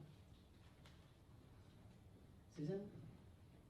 Thank you for being here today. I know it feels a little intimidating, but appreciate you being here. And I have a question tying to the attendance with mental health. Are you seeing that as an issue? I think there's a lot of, I'm giving you my opinion here, so this seems to be kids aren't necessarily showing it in a lot of different ways, but they're not showing up to school. And I'm just wondering if that's being picked up at Mountain View. Are you seeing that? Yeah, definitely. And I think that's true with anything, right? Like there are employees that don't come to work because they don't feel well emotionally, and it ripples out everywhere. But definitely there's a chunk of our students who will say, I'm too anxious to come to school. That's a really, really hot topic. I've seen an increase in that in my last few years in education that I think is astronomical. There are kids at home just hanging out and suffering, honestly, because they're not getting the mental health care they need. Ann? I noticed in your report you talked about some work that you were doing to recraft the schedule within the school day, both in terms of adding an advisory, it sounded like, as well as rejiggering class length times, and tell us a little bit more about what that looked like from a student perspective, as well as the decision-making process to get to that. Sure. We used to have core class periods that were 87 minutes and elective class periods that were 45 minutes. And students were segregated by grade level throughout the day, so they didn't have passing times together or lunches together. Our primary reason for wanting to reconfigure our schedule was that we felt twofold, that students were spending some classes at the end of the period just like doing homework or working on a project, and it didn't feel like it was really bell-to-bell learning. And the teachers felt like the class period was too long, like they were losing kids over the course of that 87 minutes. Kids would get up, they were in the halls a lot, we had a lot of wandering around. And the second part was that from an administrative perspective, it seemed like an unequal distribution of work for our elective teachers. Taught 12 sections of kids, each of them for 45 minutes every other day. And our core teachers taught 3 sections of students that they saw every day for 87 minutes. So the teaching time was equivalent, but the load of students that they had was wildly different. And our staff worked really hard together. We worked for months looking at different schedules and configuring a schedule where we could have an everyday advisory to support students. So the goal of that advisory is to make sure that students have a safe and loving place with an adult that knows them really well, that will help nurture their academic and personal growth. And we're really proud of that work. And we use a social emotional curriculum for 2 days of the week to work with them, and then we do academics 3 days a week. So our schedule allowed us to do that. It allowed the students to cross grade levels for lunches, which really made a lot of parents nervous, and I understand why. Especially if you have a 6th grader, it seems scary. But the kids are so much better behaved during lunches and passing times because they're kind of on their best behavior. You know, it used to be like all the 8th graders getting wild together and all the 6th graders getting crazy together. And now they're cross grade levels, so they're a little bit more normed in their behavior during those unstructured times, which has been really striking and wonderful. And there were a few other things that we did talk about, but in a nutshell, I'm trying to keep it short. Those were some of the key points that we wanted to address in our schedule. Well, thank you very much, and we look forward to hearing great things about you. So thank you for being here. Thank you. Okay, next up, we're going to hear from our charter schools. So, are you coming together? All right, we'll have you introduce yourselves. Hi, I'm Michelle Hand. I'm the Executive Director at Arco Immersion Charter School. And I'm Krista Billions. I'm the School Board President for Arco ES. So I am new to this position, and I'm sure if you've been around for a while, you've seen lots of different people sit in this chair and deliver this report. So I'm hopeful that you'll get to see me again for the next year. I came to Arco ES from a combination of public and private schools in Alaska and Oregon and Panama. And this is my first experience in a charter, and I have to say, you know, based on my first couple of months, it feels a bit like a mix instead of those things. So I'm slowly kind of navigating and learning my way, and I'm really appreciating the support that I've been getting from John and the other members of the BSD team as I start to kind of settle in. I have to say that the report that I sent you this year, I want you to consider my low watermark because I'm talking about a school I didn't experience last year, so I did my best to pull together the information. But I know it will be much more authentic when I've had a chance to actually be present through the things that I'm reporting to you about next year. I know you've had a chance to read through it, so I'm just going to hit a few highlights and outline a few areas for change, and then there's plenty of time if you have any questions. So Celebration last year, securing a permanent location, and that came from hours and hours. I can't even imagine how many hours of work by our board and lots of people in the community who recognize the importance of security for our future, and Krista was a huge part of that. So I'm going to invite her to chime in at any point because she lived it. I'm just talking about it. Another big event for us was securing an expansion grant from the Oregon Department of Education, which helped us to outfit this new building, to add some classes, to provide very needed upgrades to our physical space, our furniture, our technology, and importantly, to provide training for our teachers to better serve our students. And so we're in the process of working through some of those things right now, and I'm looking forward to seeing what kind of results we get from those efforts. We're still waiting on the furniture stuff here. We are seeing, as a celebration, a continued robust demand in the lower grades particularly, which tells us that parents want the product that we're offering. Part of our expansion last year was to go from 2 kindergarten sections to 3, and for this year we went from 2 to 3, and last year we added kindergarten for the first time. So the primary level is relatively new for us, and it's an area of focus. We're joining with the Early Learning Network at the Northwest Regional ESD right right now to really solidify that early learning part of our curriculum. I think a celebration is that we've seen consistently strong assessment results. We do have a few annual fluctuations, which is to be expected because our sample size is relatively small. But for the most part, our students get high scores across the board. And I think there are a lot of factors that go into that. And I'm proud of the work that our parents and our teachers keep our kids achieving at that level. They're learning in 2 languages and been for our system. And overall, I feel really good about how well prepared I am and enjoy the Beaverton School District, and most of our kids do that at some point. So we're handing them off to you in a really good spot. Our challenges, and again, I don't have a total sense of these, but one challenge that became immediately clear to me when I joined was teacher retention. We had a lot of turnover this year, and part of that probably comes with the change in leadership. I know some of that has to do with our salary level relative to other public schools in the area. And I'm sure that all of the change in my role also is a factor in the teacher turnover. I'm sure people are concerned about who's coming next and what that will be like. And so that's going to be a major area of focus for me and for the board this year to figure out what those factors are and to the best of our ability to try to address those, because we know that constant staff instability leads to just a cycle. Trying to get everybody up to speed constantly that makes it more difficult for us to really find our groove. Systems in general, I would say, are another challenge for us. And even though this is our 10th year, which is a celebration, it doesn't necessarily feel like our 10th year. So we're really working hard to try to solidify things so that when teachers, if we do still have turnover in the future, teachers are starting in a better spot. We can give them a more packaged product, so to speak, so that they can help students more quickly and not take the time to start to learn how things work in Arco. And lastly, this is a facilities issue. Our traffic flow is just challenging. So if you come to our school to pick up or drop off because you want to visit, you can expect to get into some pretty long lines. And so we've been working very hard on that. Still not slick or smooth, and it's just a feature of the building. So the building came with lots and lots of great elements. One of them was not the parking area. So we're doing our best with that.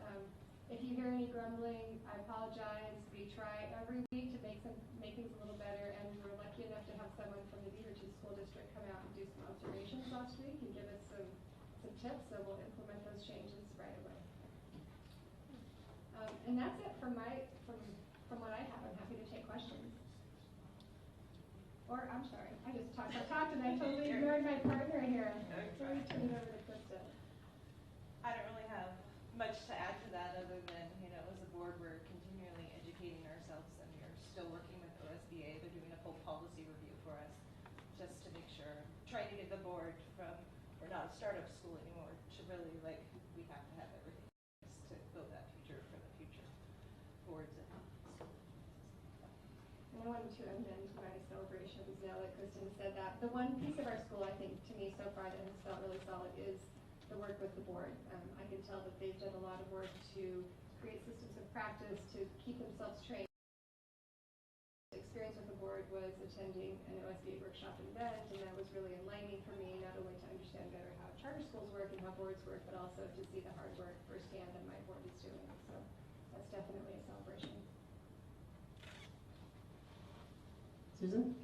Just a comment. I just want to welcome you to Arco and also say that I did have the opportunity to take a tour pretty early on when they opened the school last spring, and it's pretty exciting, but I gotta believe now that you guys are fully moved in that it's even more exciting, and I look forward to seeing it at your open house. We do have an open house on October 29th that you all will be receiving an invitation to shortly. Any other comments? I was also going to make the observation, Krista, it's just great that every year we see you at the Oregon School Board Conference and how dedicated your board is and how hard that you folks are working, and that is noticed by those of us that attend. And so thank you for all the hard work in that building and getting it. So great job, and we look forward to hearing more and seeing you on the 29th at your open house. But thanks for being here today. Thank you. Okay, next up is Hope Chinese.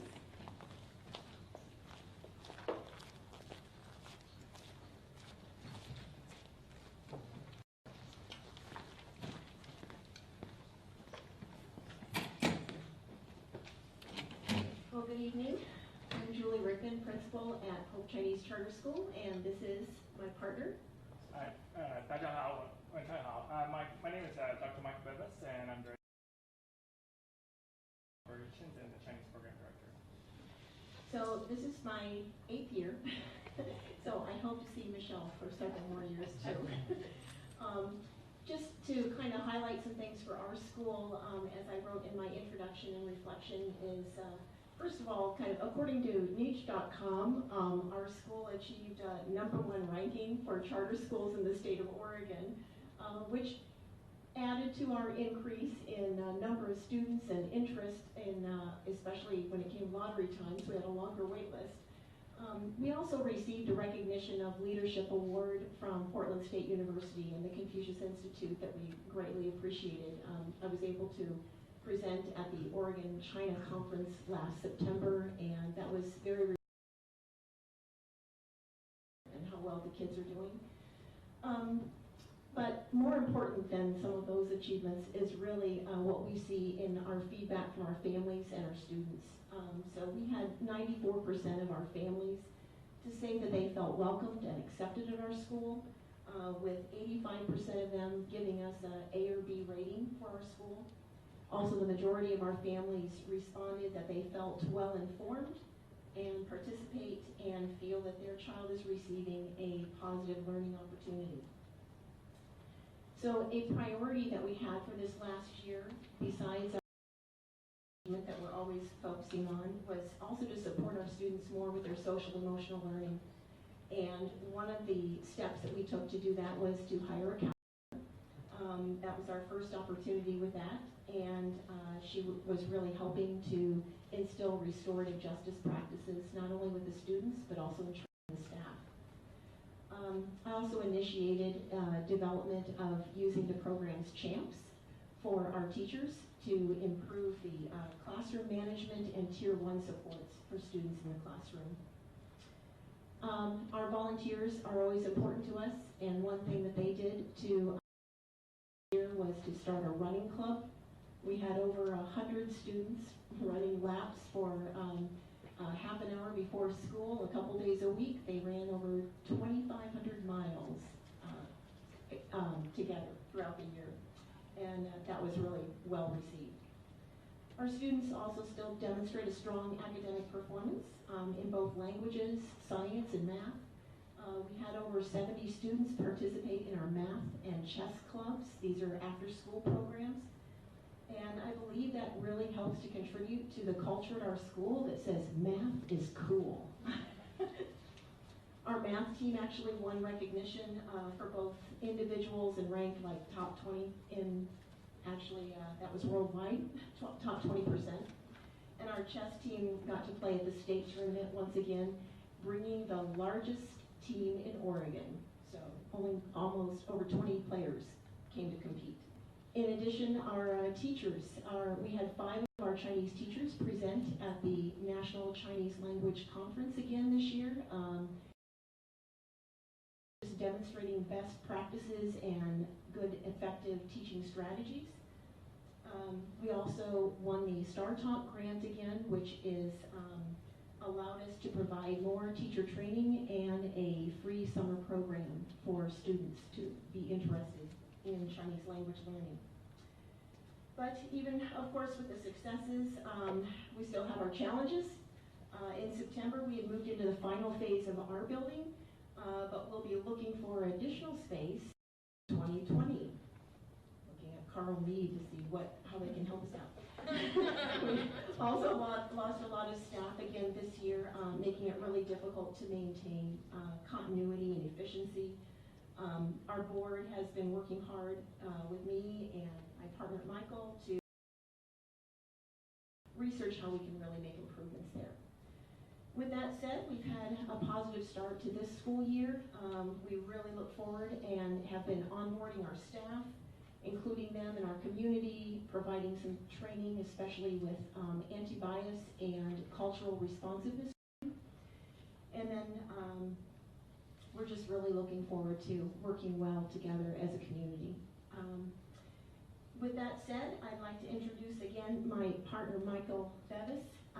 and he is our new Chinese language program director, as well as the director of operations. So I don't know if you'd like to say anything here.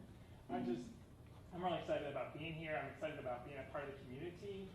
From living abroad and working in international bilingual education, I'm really, really excited that Beaverton has embraced bilingual education, and also to have families that are highly involved and excited, and a board that's very encouraged, and also to let you know that having raised and also in bilingual education, having them also go back and abroad is that it's inevitable that they will be global citizens for sure. So I'm just excited to say thank you for allowing this to happen, and that is really meeting a huge need. But I also know that you will be promoting global citizens from the school. So thank you. Thank you. We'll take any questions that you have. Anybody have any questions? Anne?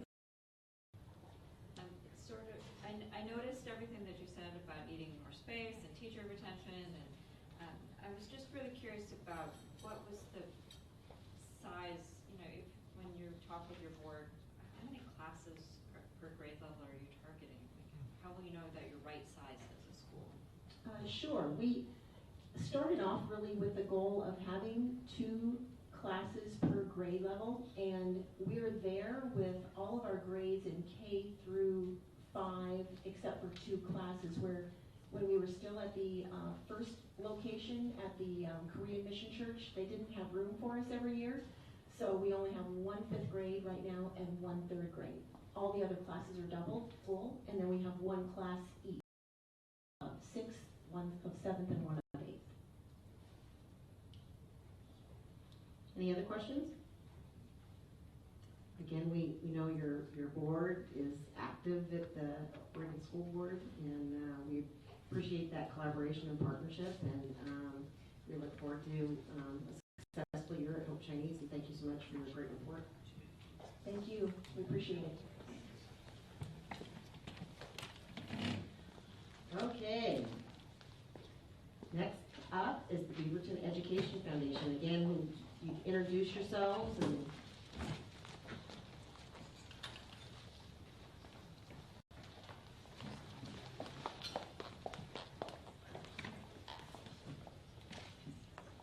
Hi, good evening. I'm Christine Begg. I'm the Executive Director of the Beaverton Education Foundation. Thanks so much for letting us be here tonight. Hi, I'm Jennifer Moran, and I'm the Chair of the Beaverton Education Foundation Board of Directors. Just wanted to say thank you so much again for allowing us to be here. We have a short video and then a couple of slides to go through, and then we'll take any questions that you have. I do want to acknowledge that many of our board members also made it this evening, so I'm sure you all recognize a few of those.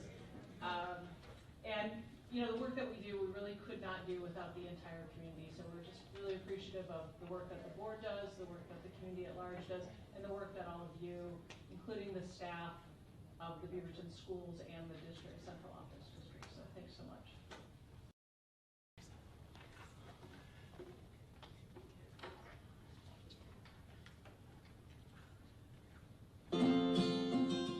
The Beaverton Education Foundation's mission is to connect our community and classrooms to provide all Beaverton students access to the people, tools, and experiences that expand the depth, breadth, and relevance of their academic journey. For 30 years, the Beaverton Education Foundation has supported programs and projects that enrich the learning and actively engage students. BEF strives to fund at every one of Beaverton's 53 schools and reach as many of our district's nearly 40 as possible. We accomplish this through our cornerstone programs, Kids Count grants, Safe and Sound for Student Success middle school after-school programs, and Beaverton's Choice. We also support emerging and innovative projects and programs, things like Future Bus, Art Day on the Go, Digital Access for All, and Innovation Exposition. Beaverton Education Foundation partners to fill in the gaps, incubate a promising idea, optimize opportunity, serves all students with hands-on learning opportunities, connects the community and the classroom. Thank you to all of the school staff, partners, and community donors for helping support student success in Beaverton.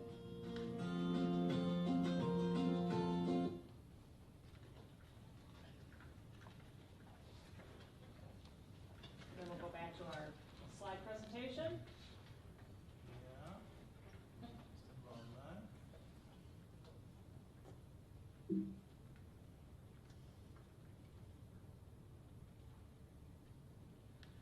So this is a quick synopsis of what we were able to help the schools in Beaverton do this year. We invested $390,000, a little over $390,000, 124 projects and programs across all of our cornerstone programs, which is our Kids Count grants, our middle school after school awards, our Beaverton's Choice program, and then some other projects that we had some additional funds to invest. We reached an estimated 27,481 students and funded a project or program at 51 schools.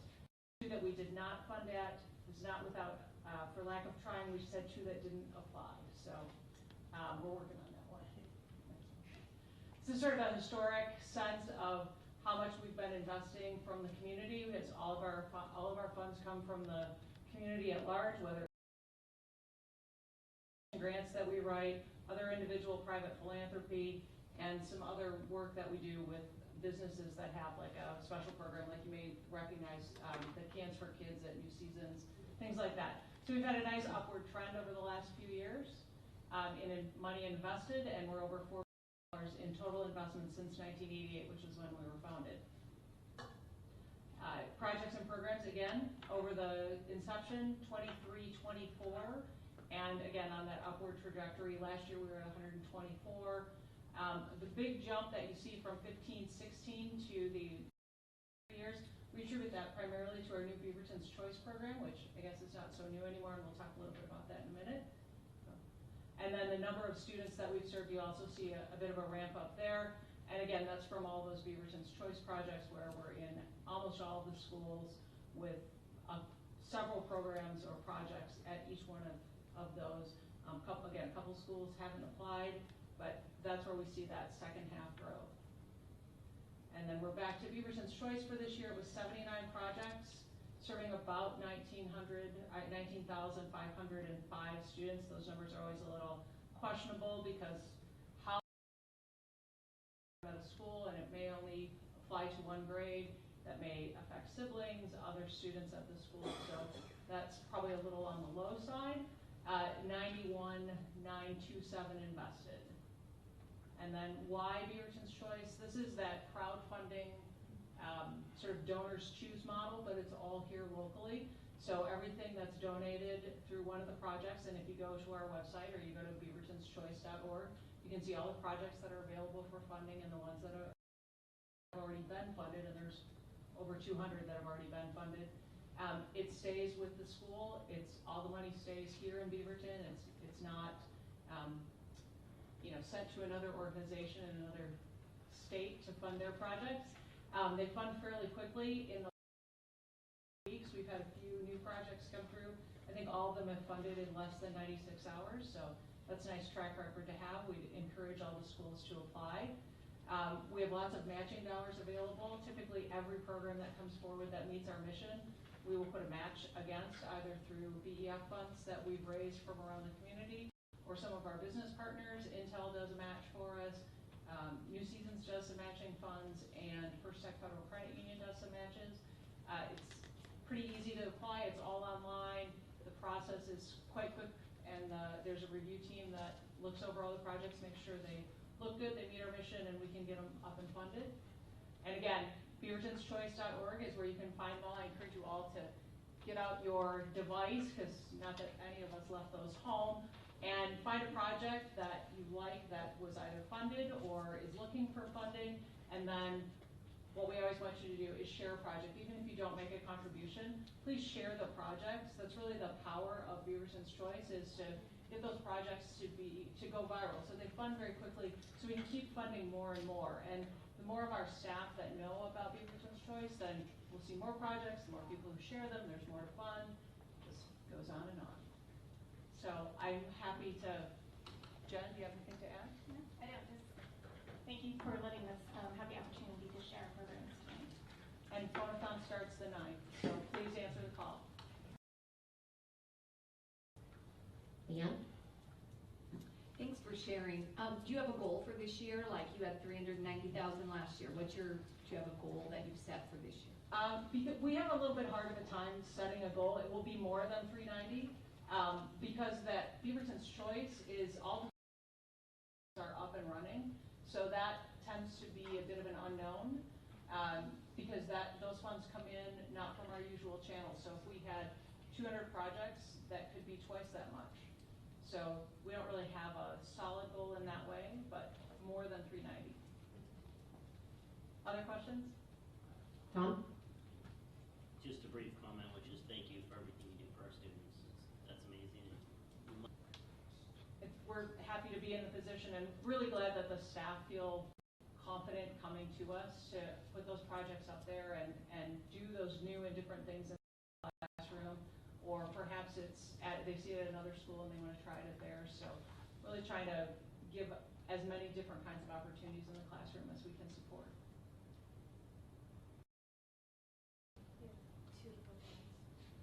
Susan? Well, I just wanted to make a comment that I'm fortunate to be the board representative on the BEF board, and it's always a pleasure to go. And also, I hear what is not being said, the amazing projects that are done, and what is funded by BEF, and what is making a difference in our students' lives. So thank you so much. Nice seeing you again, Christine. Nice seeing you as well. So if there's one thing that we could do for you at the BEF board, what would that one thing be? Encourage all of the schools that you're working with to post a project. Encourage everyone you meet to share a project.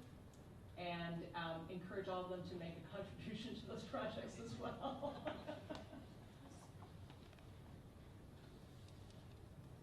My comment, question really, is on your revenue streams.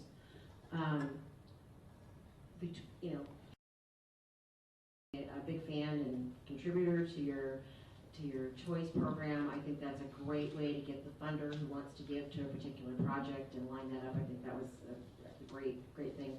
But between your phone-a-thon, Donor's Choice, I know you do a program that I also participate in where you recognize teachers, where you can buy a little something.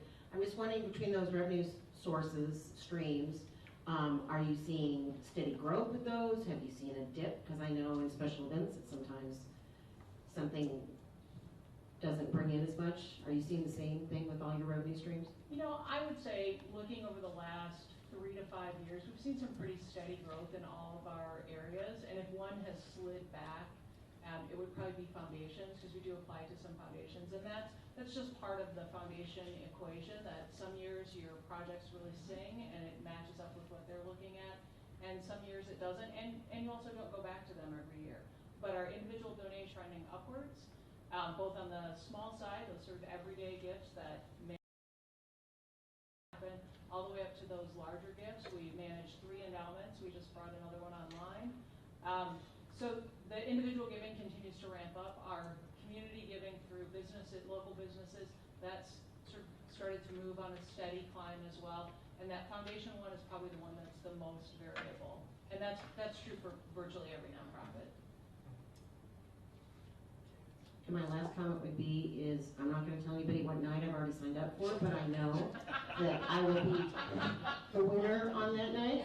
And because every year I pick up more tips on how to be successful, but I encourage any of the board members, if you have up to all, yeah, it's a great time, and thank you for providing that opportunity to the board. I take that challenge, Becky. Hey, you're up. Thank you so much. Just one thing. I just want to congratulate and thank the board and Christine. One of the things that I think you do that's really great is reaching out to not only central office but schools, and it's not so much about what you have, it's what do you need, and that's a continual message, and I think that goes a long way. And answer my phone, not Becky's. I'm so glad the competitive spirit is among every group that we work with. Thank you. Thank you. Okay, moving right along here. Financial update.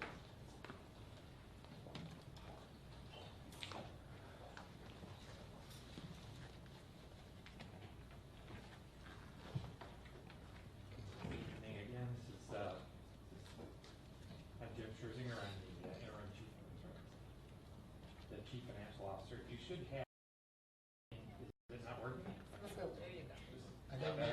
closer. Okay. Swallow it.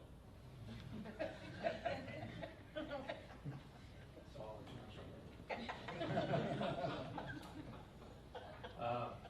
You should have in your packet a status report. It looks very much like the status reports that you've gotten before, but actually underneath it is different. So I want to take a little bit of time to talk about what you're looking at. It's also, you'll notice, a little smaller print. We've got to figure that out. It's getting too small. But we may have to go to 2 pages on this one report. But I would like to get some feedback at some point, whenever you're comfortable with that, about the form of it, because we are changing it. So let me describe what it is. The first 2 columns, the adopted budget and the final budget, you've seen those are the same. And actually, they're actually the same because you haven't adopted a supplemental budget, so the adopted budget and the final budget are the same thing.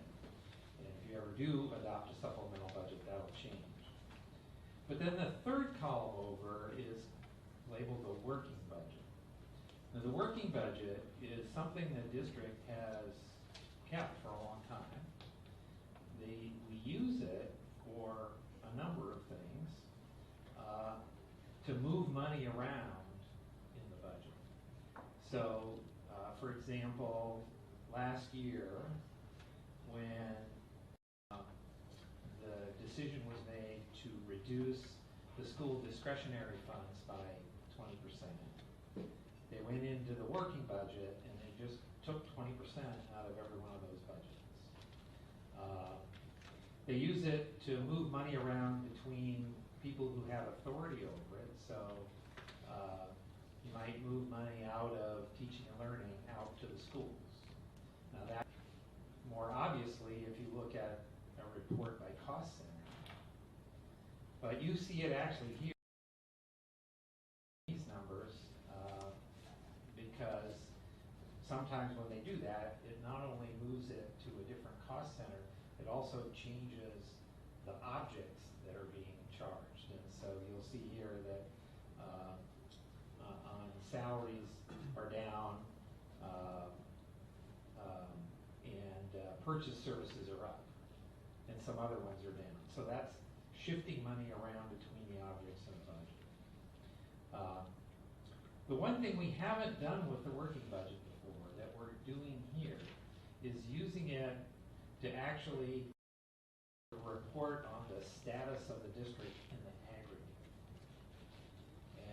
And so I've asked so in other words, as decisions are made and we calculate their costs, we adjust the working budget to reflect that, just like we did when decisions were made to move money from one cost center to the next. And if that moves us up or down, it's going to show a deficit or a surplus. And we can do the same thing on revenue as well. Now, we haven't done anything on revenue yet, because actually, at this point, we don't see a lot of movement. The beginning balance came in right on the budget, and so we didn't even have to move it a tenth of a million. We didn't have to move it 100,000. There obviously will be movement on revenue, and you'll see movement there. As of August 1, we did have some shifting around, and we did have a list of budget corrections and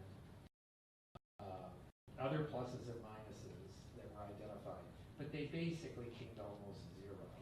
And so it's showing another 100,000 in expenditures in the working budget, which is at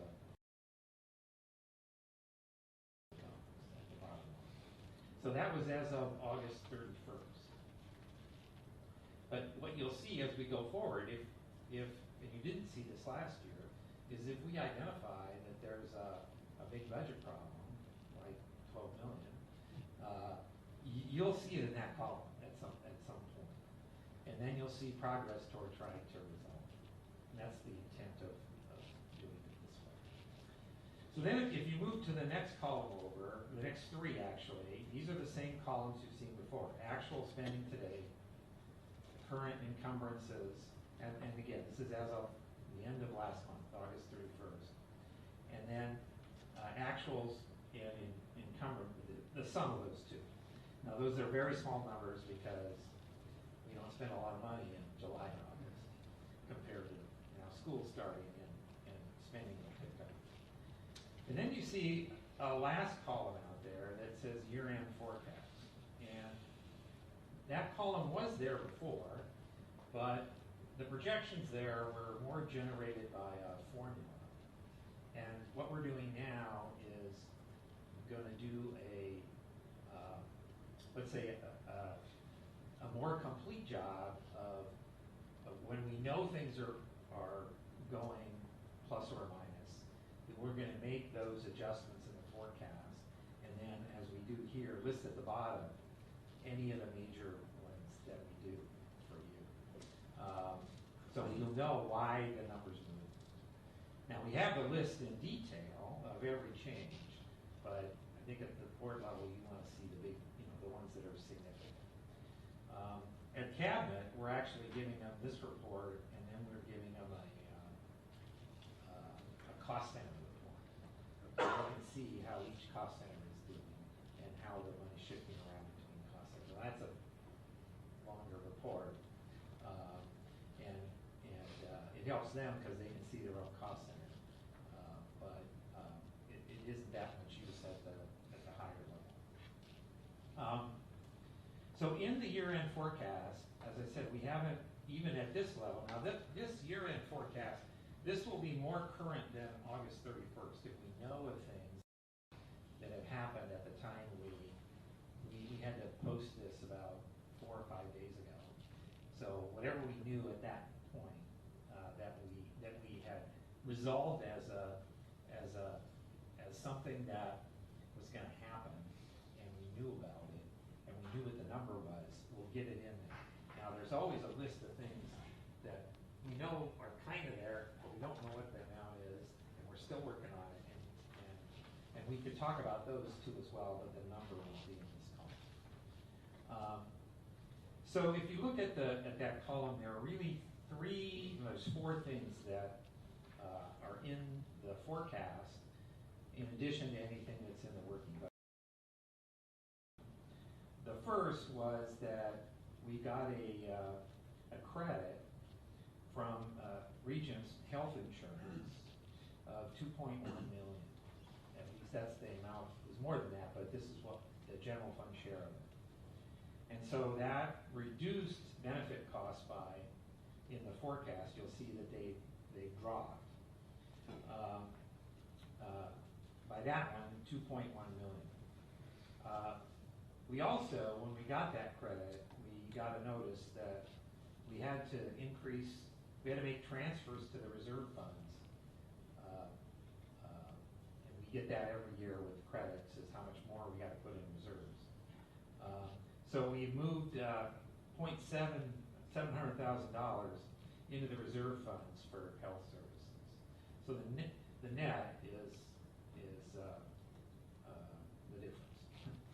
And that's why the benefit number has dropped. And then there are 2 other items on here. We're going to talk about this third one when in October, when we, in a lot of detail,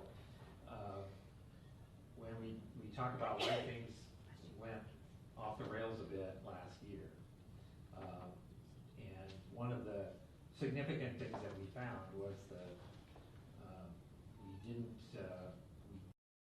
we didn't identify that substitute costs were running higher than budget. And the adjustment for this year, we didn't get it in the current year budget either. And so if you recall, what we did was in the middle of the year, we restricted use of substitutes to those who were in a classroom. So if somebody in a classroom left, then we had to sub. Then you made the substitute, but if not, then you didn't. saved money, but it didn't take into account that the budget itself wasn't big enough to begin with. And that adjustment in this year's budget is about 2.2 million. So that's additional cost that we've added to the budget. And then the fourth thing is that when they went through the SAM in the teacher allocation to schools and compared it to the enrollment that's coming in at some schools and the class sizes they were getting, we had a very small allowance in the budget. I think it was only 5 FTE to try to deal with higher class sizes. And so and a lot of communication with Sam, with the superintendent, and in order to prevent classes from going, I think it was most of the class sizes that we put additional resources into, they were 36 or more, and that ended up getting reduced. And in elementary schools, they added the positions that you see listed below there, and that was a cost of about 1.1 million salaries and benefits added to the problem. You can see a lot of them in kindergarten. That's kind of one of the bright spots. Was that? Well, I'll talk about that in a minute. Then one thing that's not on here, because it came in after the posting date for this, is that in looking at the secondary schools, putting an additional something under 6 FTE or APU into secondary schools, those are not going to go in necessarily right away. And I think we don't know the exact cost, but it's somewhere around $500,000 to do that. So that'll increase the shortfall that we'll have to deal with to about 2.5 million. So I guess maybe I'll stop there and see if you have any questions. Donna? Well, I just want to thank you, Jim, because under your leadership, we certainly have been identifying problematic areas. And I know you're working on a process, so hopefully we will keep this momentum going. So I guess my question for you is, I know you identified today how we didn't consider substitute teachers in our last budget cycle, and how we're recognizing that we didn't budget for the actual number of substitute teachers that we actually ended up realizing, and we're now trying to limit or restrict who we hire as who we bring in as substitute teachers, the rationale behind it. And then you also talked about class size. So I guess my whole big question is, this long convoluted thing is, what systems are we putting in place, or questions? It doesn't happen again. So it's a long question. So it'll be answered on October 15th. Okay. but yeah, I mean, you'll see when we get to October 15th that the substitute question is more complicated than it seems. And I'd have to get into a discussion of how we use the working budget and how that sort of creates it creates just a tricky problem to try to resolve. I mean, I can see how this happened, and there are definitely things we can do to make it not happen again. But I also want to recognize that it's a pretty tricky problem to manage it, and you'll see that on October 15th. I don't want to get into a long discussion of how we use the working budget, it's actually kind of it's a good way to do it. It's just that we just need to take one more step to make it work better. That's all. And by the way, every school district I've ever seen overspends on substitutes. It's just really hard to manage the cost. I mean, when I was at Portland, they at least overspent $700,000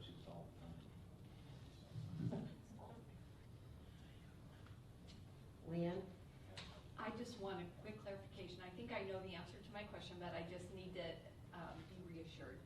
So right now, there's an estimate 2 million shortfall. Right. Still working, soon to be 2.5. But below that, you come to the ending fund balance, and that's targeted at 4.5%. Is that the board policy of the first 5%? And there is 0 left in the second 5%? No. It is the first 5%. Okay. But there is 3.8 million in the second 5%. Okay. Second, thank you. So you're Close to You're 0. half right. Well, actually, more than that, because 24 million is way more than 3. Susan? This is a lot to take in, so a clarifying question, because we have the changes that are coming on the expenditure side, but we're not seeing potential changes on the revenue side yet. So there's potentially, not that we want to manage our money this way, but there's potentially, because for whatever reason, there may be some hopefully positive revenue that's not how we So we are in much more solid foundation revenue-wise than we were last year. Last year, we were what 4 million short on the beginning balance. We well, you'll see all this in October. We had expected, I think it was 6 million in corrections on the state school fund, and this budget we're only expecting about 400,000. We're in much better shape right now, revenue-wise, than we were at this time last year. So you'll see all those numbers in 2 weeks. Eric? 3 weeks. Yeah, when I looked at your numbers, it looked like, attendance was actually up quite a bit, and then when I saw the balance numbers, or, the 10-day drop, still a couple hundred up. But one of that, the mathematics of that should, in a state school fund, even with 200 students at 8,000 each or whatever it is, you should be able to calculate what kind of revenue you're going to be above 276. Good question. So one of the things that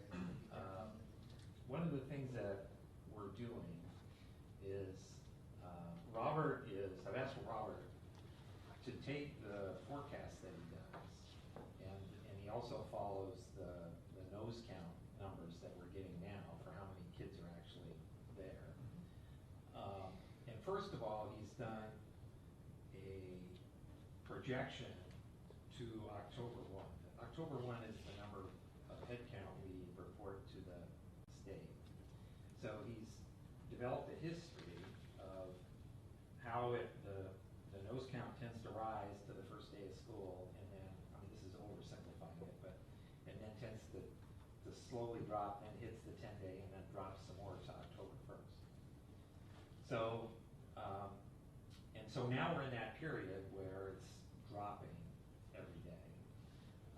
But he sort of projected that out based on last year, and the projections, the last projection I saw, we're still up over almost 200 on October 1. That's a projection. We still got another week to go, or another, 8 days, or no, 8 days. So we still have a way to go. But the interesting thing about it is, in that projection, the net growth we end up with is almost all in kindergarten. There's ups and downs in all the other grade levels, but we got 150 more kids in kindergarten. And that's when you think of the forecast that we got, that's pretty amazing. Yep. And so they're rethinking the forecasts. So for the future, that's a really interesting. Eric? One more question too. I guess how do you kind of work in the extraordinary expenses that can come up? Because we've had a couple of them with catastrophic rain damage. Some of the community stuff, I guess we're self-insured, so things can come in. They could be, you might model something, but it might be higher or lower. So things like that, just the extraordinary things that you can't really. I like what you're doing here a lot, really tight. Those are the little surprises that you have something modeled and it can just blow it up real quick. Well, I think that's partly what the contingency is for. We do, as you said, we have funds that handle a lot of liability stuff, and we have capital funds that are outside the general fund that can deal with, and I think we even have funds that can deal with, Carl could do a much better job of explaining them, but all the different capital funds we have to deal with emergencies. So I think a combination of all of those things, and then if worse comes to worse, you have the contingency and the rainy day fund, so to speak. I think I heard you say that you're going to explain this more later, but I guess I want to get my question on the record. Okay. I think I followed the adopted final working budgets and forecast. The piece and the 3.3 million in salary and benefit increase total. But what I didn't understand was how we got to, originally, the working budget was projecting to be reductions in salaries and benefits compared, and then we had to raise it. So what happens is that once the year starts, money starts getting shifted around. And I think if you were to see the cost center report, you would, which I gave to the cabinet on last Tuesday. I think the area, the biggest shift was happening was that teaching and learning was sending funds out to the schools. And so funds that were assigned to their cost center, now I don't know all of the, what they're paying for, but they're shifting it. So Jimmy can tell you this, I'm sure. But it actually shifted it through different objects. So money that was budgeted in one object, like oh, okay, got it. like purchase services. Money was shifted into purchase services out of some other object. Got it. Yeah. Okay, thank you. But the substance of what she was doing, you have to ask her. I got it. I know what I it can was. just follow the money. I don't know what she's doing.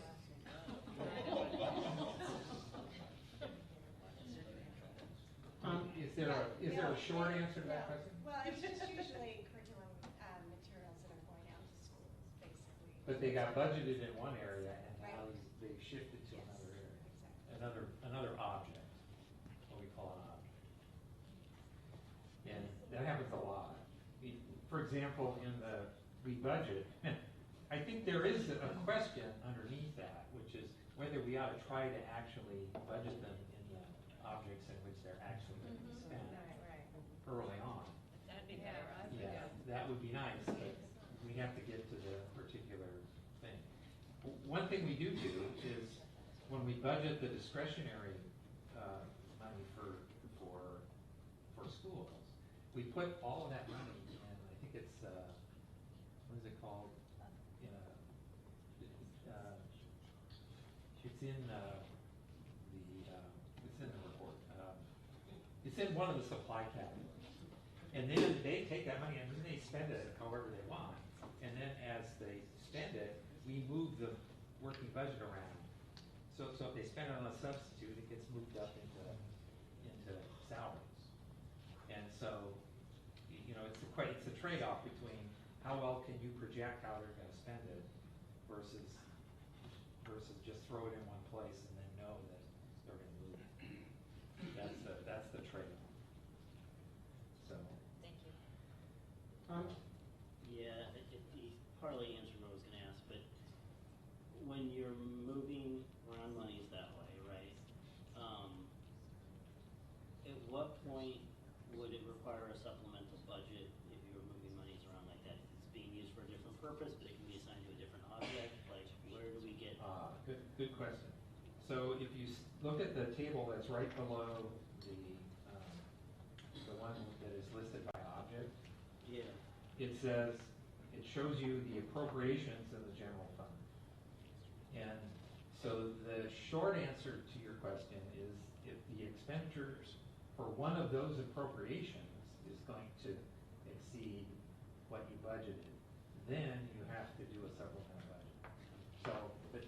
So now I've talked about objects, which are things like benefits and purchase services, or they even go much more detail on that. We talked about cost center, which is who actually controls the money, generally speaking. these are appropriations are basically it's a version of program. So we have in the instruction as a program, support services, enterprise and community services, facilities acquisition. So that's a third dimension on this. And so having to track object, cost center, all the rest of it, each one is a different way of looking at the budget. And you have to, the one thing you have to do, even though we didn't do it last year, is you have to be sure in all this movement that you don't exceed one of those appropriations. So you can transfer in and out, just you can't exceed the appropriation. Well, sometimes the transfer is one of the appropriations, so Right. you can't do too many transfers either. So it's tricky. I think what usually the CAFR catches this, right? So you have your adopted budget and then you go into the CAFR and you see what actually happened. Right. Yeah, and that's one of the when they do the audit, one of the things they have to check is, did you exceed any of your appropriations? Yes. That's one of the primary things. And the truth is, we did. And it also seems like at another level, this is the budget that was passed, right? And then we use those monies in the same ways, because that's really, I think, the way the public looks at it. Is that we use it in the same way that we had initially budgeted, and if not, it seems like this is a great way of being able to track that throughout the year. Right. When you start to look into your working budget. Right. There's lots of ways to look at how you spend money. I think of different dimensions. So you can look at it by object, you can look at it by cost center, you can look at it by appropriation. And each one gives you a different view of how you spend money. You look at it by program. And to really understand it, you have to look at it all the different ways. It's just like anything. You have to look at the elephant from all sides to understand how it works. Thank you. Well, we thank you. Oh, one more thing. The rest of the report, I just wanted to note, we've shortened the rest of the report. We have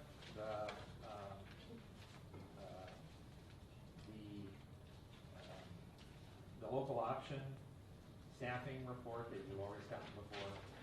I understand that enrollment, the budget enrollment, and those two columns, budgeted and the 917, are slightly different in their definition. Like that, in case somebody wonders why the numbers are not what they think big issues. Because I have that question, that's why I'm saying. All right? We appreciate the additional information. We appreciate the new look and how much time your staff has put into.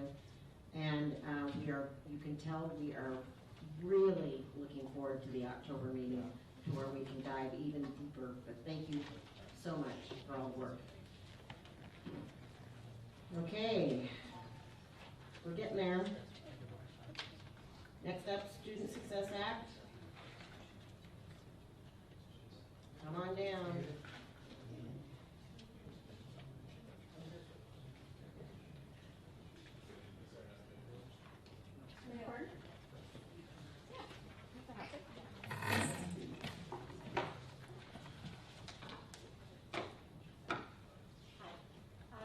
We're here to just answer any questions you saw. We updated the Student Success Act. We still are meeting quite regularly. We will be meeting Wednesday, right?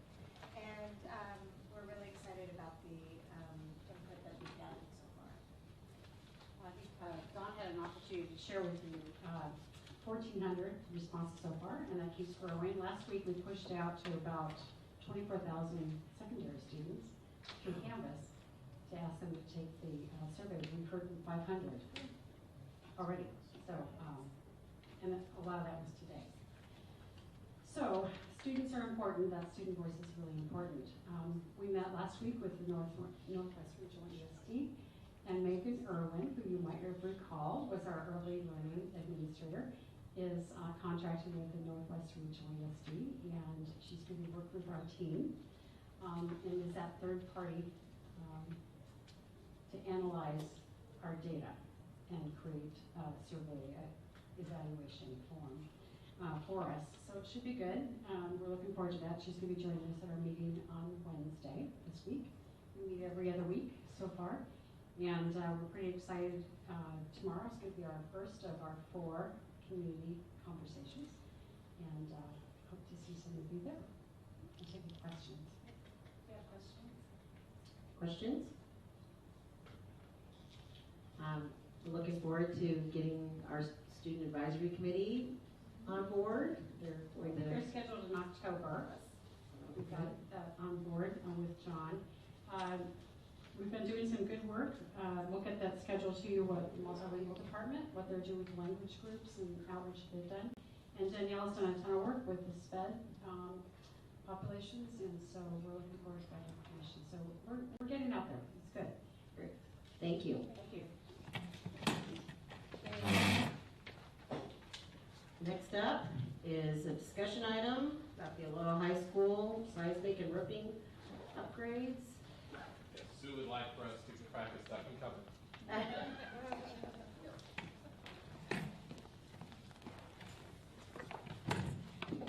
All right, so this last month, Erin gave a report at the work session on kind of the status of Aloha High School. And this is our official ask, shall we say, for the board and discussion on this topic specifically as we move forward into next summer and finishing Aloha High School. I don't have anything. I think we've talked about it a few times already. This is the ask for the additional budget for the project, and that's a good firm number. We've already worked with our contractors based on bid, so this is it. And happy to answer any questions that you have. Seems like you've said priority. We better move ahead with this project. I guess it's done. Gotta get those roofs. I agree about safety. My question is when the scope of the work that's outlined here is done, and I want to put a big caveat over this question too, because I know that there are changing standards in the law. I know that we don't necessarily have a fully formed standard for every building across the district that we're moving to yet. That may be a part of the next bond work. But when the work that is done on Aloha High School within the scope here is finished, will we have pretty much done everything that we need to do to make that building seismically ready? Yes. Thank you. Leanne? This is a more general question. It looks like we're, from the bond committee, being recommended to take $6.85 million out of the contingency, the leftover in the bond program. What is that total number from the bond program? The overall number right now is a little over $50 million. Okay. And what we've done is we've that there are a few things that are going to reduce that. We're projecting, so the repairs project, we're projecting that that's going to take up about 25 million of it, and then the seismic is taking a chunk, and it leaves it at about 12 million unallocated program. Okay, thank you. So I want to emphasize that one part. Remember, last spring we talked about to meet the $98 million obligation, it's going to take about $25 million more to complete that. So that's actually demonstrated on the monthly report. And that's taken into account the money that we put aside from not doing the rolling. That's a whole separate piece. Whole separate, so it's not even in those numbers anywhere. No. Okay. Does Ann? Just because I totally believe in finishing projects once you've started them, but I recognize this 51-year-old building that most people aren't that fond of. Is this preclude us from increasing window size or doing something with the brick or all the other things that people kind of are not happy about a little bit? I would say it does not preclude us from that. We would have to certainly work within the design seismically that we have now, but there are always options for windows or skylights or something. I would also say that some of the program, our auto program, we actually added windows to that.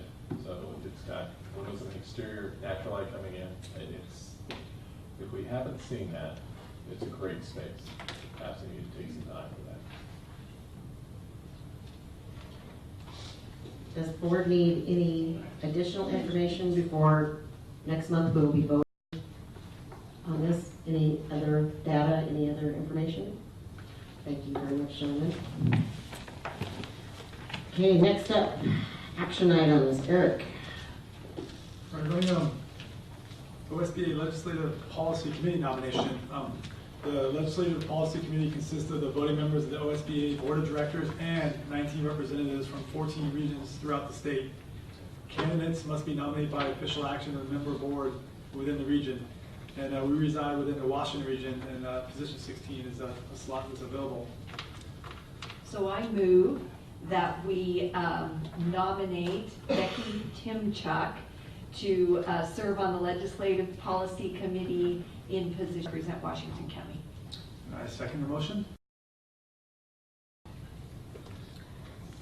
Is there any discussion? All those in favor signify by saying aye. Aye. Any opposed? So moved. Let me just say thank you for being willing to serve. Yeah, Becky, thank you for all the extra work you do. The board's so welcome. Next up, we have been asked to also participate in another OSB nomination. It's for their board of directors from the Washington County region. And the candidate must come from Washington County and reside in our region. And we have been asked by Erica Lopez, who is from the Hillsborough School District, that we as a board would nominate her to the board of directors representing Washington County. I move that we nominate Erica Lopez to the OSBA Board of Directors to fill position number 20. I second the motion. It's been properly moved and seconded that we nominate Erica Lopez for position number 20. Is there any discussion?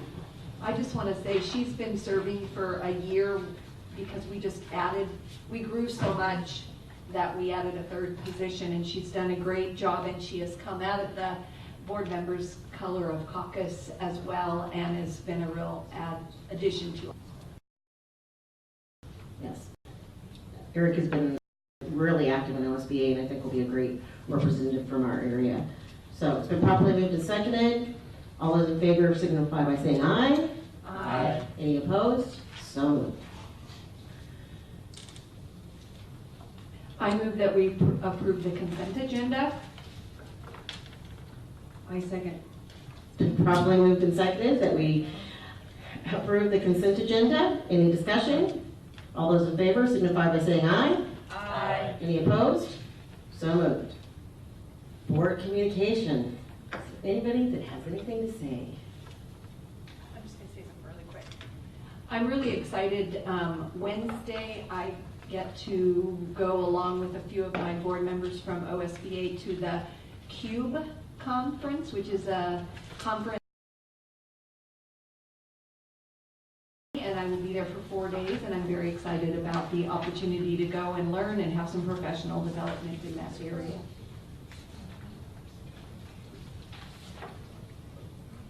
Dan has one. Yeah. Go ahead. I wanted to make sure that as you back up and when you get back home or wherever, that you pay attention to the happening committee meeting notes from the Finance and Investment Strategic Committee, or Strategies Committee. I know it sounds a little dry. And Eric and I are privileged to serve on that together and by a lot of staff. We, as was already mentioned, we've started to dive into some of the questions around possibilities for trying to be prudent with our bond expenditures and out there. And then also just trying to be very forward-looking. It was mentioned tonight early in our work session that we have, as a district, really prioritized long-range facility planning and making sure that we're providing safe learning environments to our schools. And so one of the questions that we, as a committee, have posed to our staff is, is the schedule going out to our community for bonds the right thing to do, and how do we best assess need and interest. And so I just wanted to make sure that our fellow board members were aware that we were starting to ask those kind of questions. Eric? Yeah, I think the committee is it's a really great meeting, and there's a lot of excitement of looking at the different opportunities. And one thing we want to remind us is like we have a really skilled staff who has a lot of momentum on doing these projects. And it is kind of winding down this bond measure. There's like maybe $100 million or so more projects to complete to meet the obligations of the bonds we're working on now. But it looks like the opportunity next year might be good because we don't want to have stop that momentum. There's lots of districts put together seismic reports, external observations of different facilities being compiled. So it would be easy for us to look at the prioritized list of projects very soon and keep the momentum that the staff is doing a great job on. So please read the minutes, and we'll probably talk about this a lot more at the working session. The other, I just would like to end tonight with Tom and I had the opportunity to attend the opening, the ribbon cutting for the concession stand, new concession stand at Beaverton High School. We had staff there, and it was great. It was wonderful to come together and work together with alumni, with the business community, and build something and collaborate on such a wonderful project. And congratulations to the Beaverton Success Fund on a very well done project. And I encourage any of you, if you're at Beaverton High School, to take a look at what a well done project it was. And then also Ann and I, as Dawn already mentioned earlier, had the opportunity at the ACMA groundbreaking on Saturday. It was an event. It was a beautiful day. But what it was just a great reminder is what a wonderful community we have to support these kind of projects, and that we are promised, what we promised the voters, we are now at our final project, and it really felt good to be starting on that final project. It seemed like it was so far out, and now it is here, and it was, as Dawn also said, the three students that spoke could not have been better. I mean, they are being uprooted for their senior year, and they had nothing but praise, seeing what the wonderful opportunity, and it's not just about a building, it's about the people that make that up. And for all of us that were there, staff, thank you for coming out on Saturday. And Maureen and you and your staff did a great job. They were great pictures, great colors, great everything. So it to be a part of, and we live in a great community, and I am very grateful to be a part of that community. So with that, Superintendent,